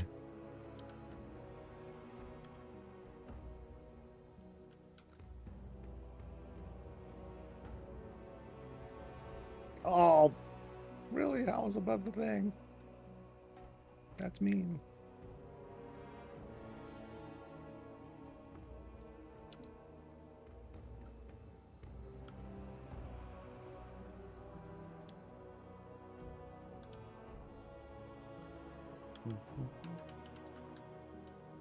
Yeah, so let me see what this. So whirling winds, that I don't care about. Calamitous something or other. I don't know if that was something that I just happened to, because that could be it.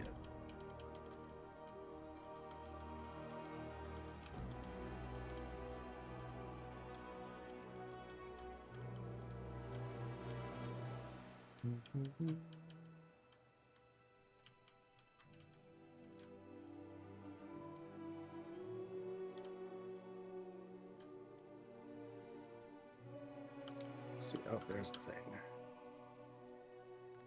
Stab.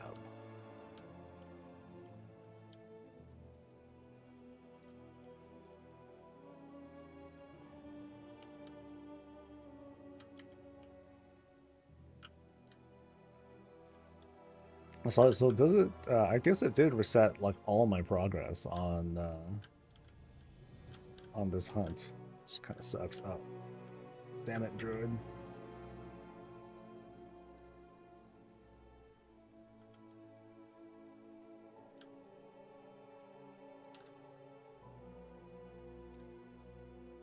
Trapped in the middle with you.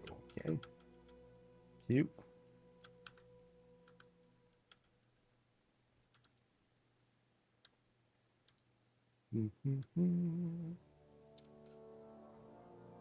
Alright, that was that. Trap.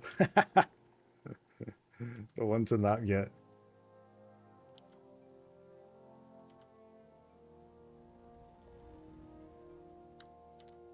What's that? Loot?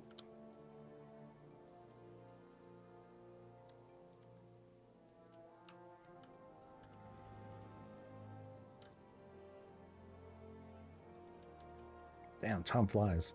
I mean, I did do a bunch of visits, so only a little bit left until it's lunchtime.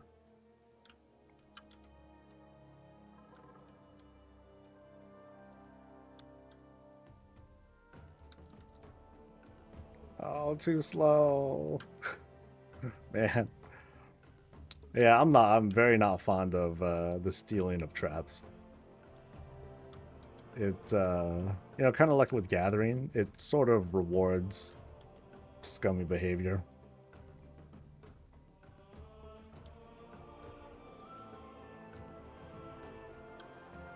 We've had worse times though.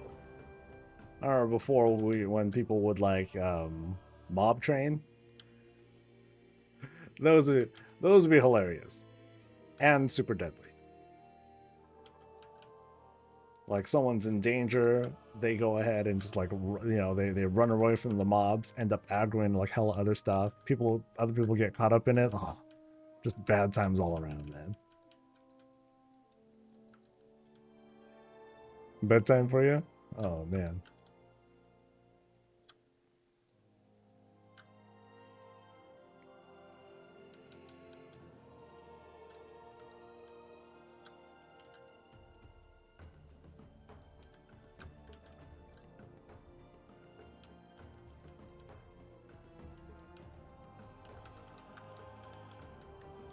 See, this is what happens when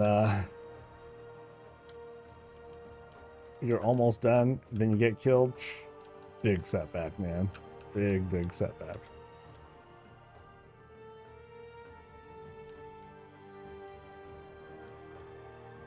Whoop.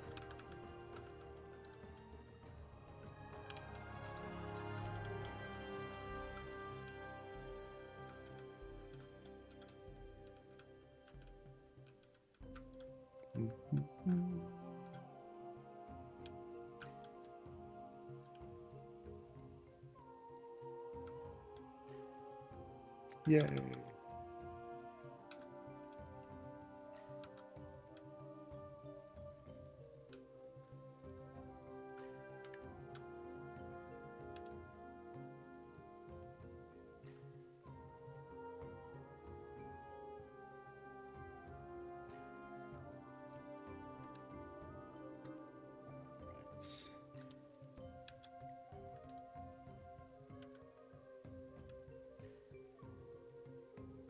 Is it down here or down here?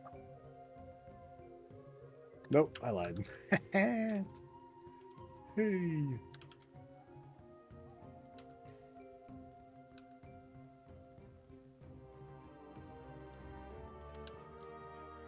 right, into the octagon. Let's go.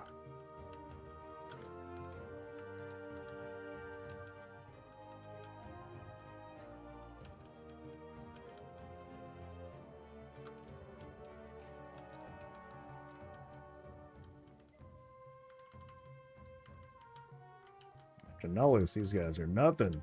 Oh, I didn't realize I could stun them too. Oh, I thought it was just a kick, but I can manage.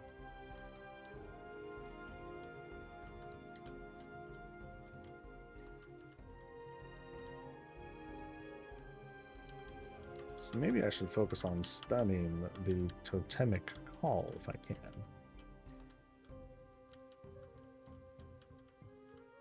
Nope, too late. Or was not soon enough.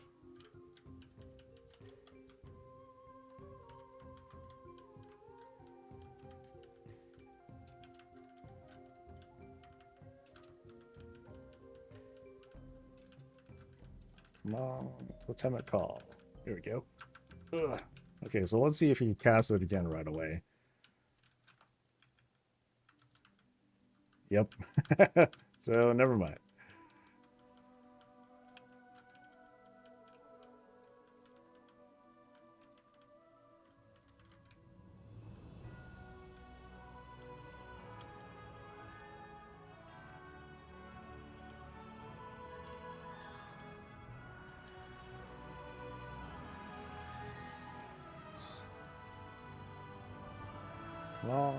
Big money.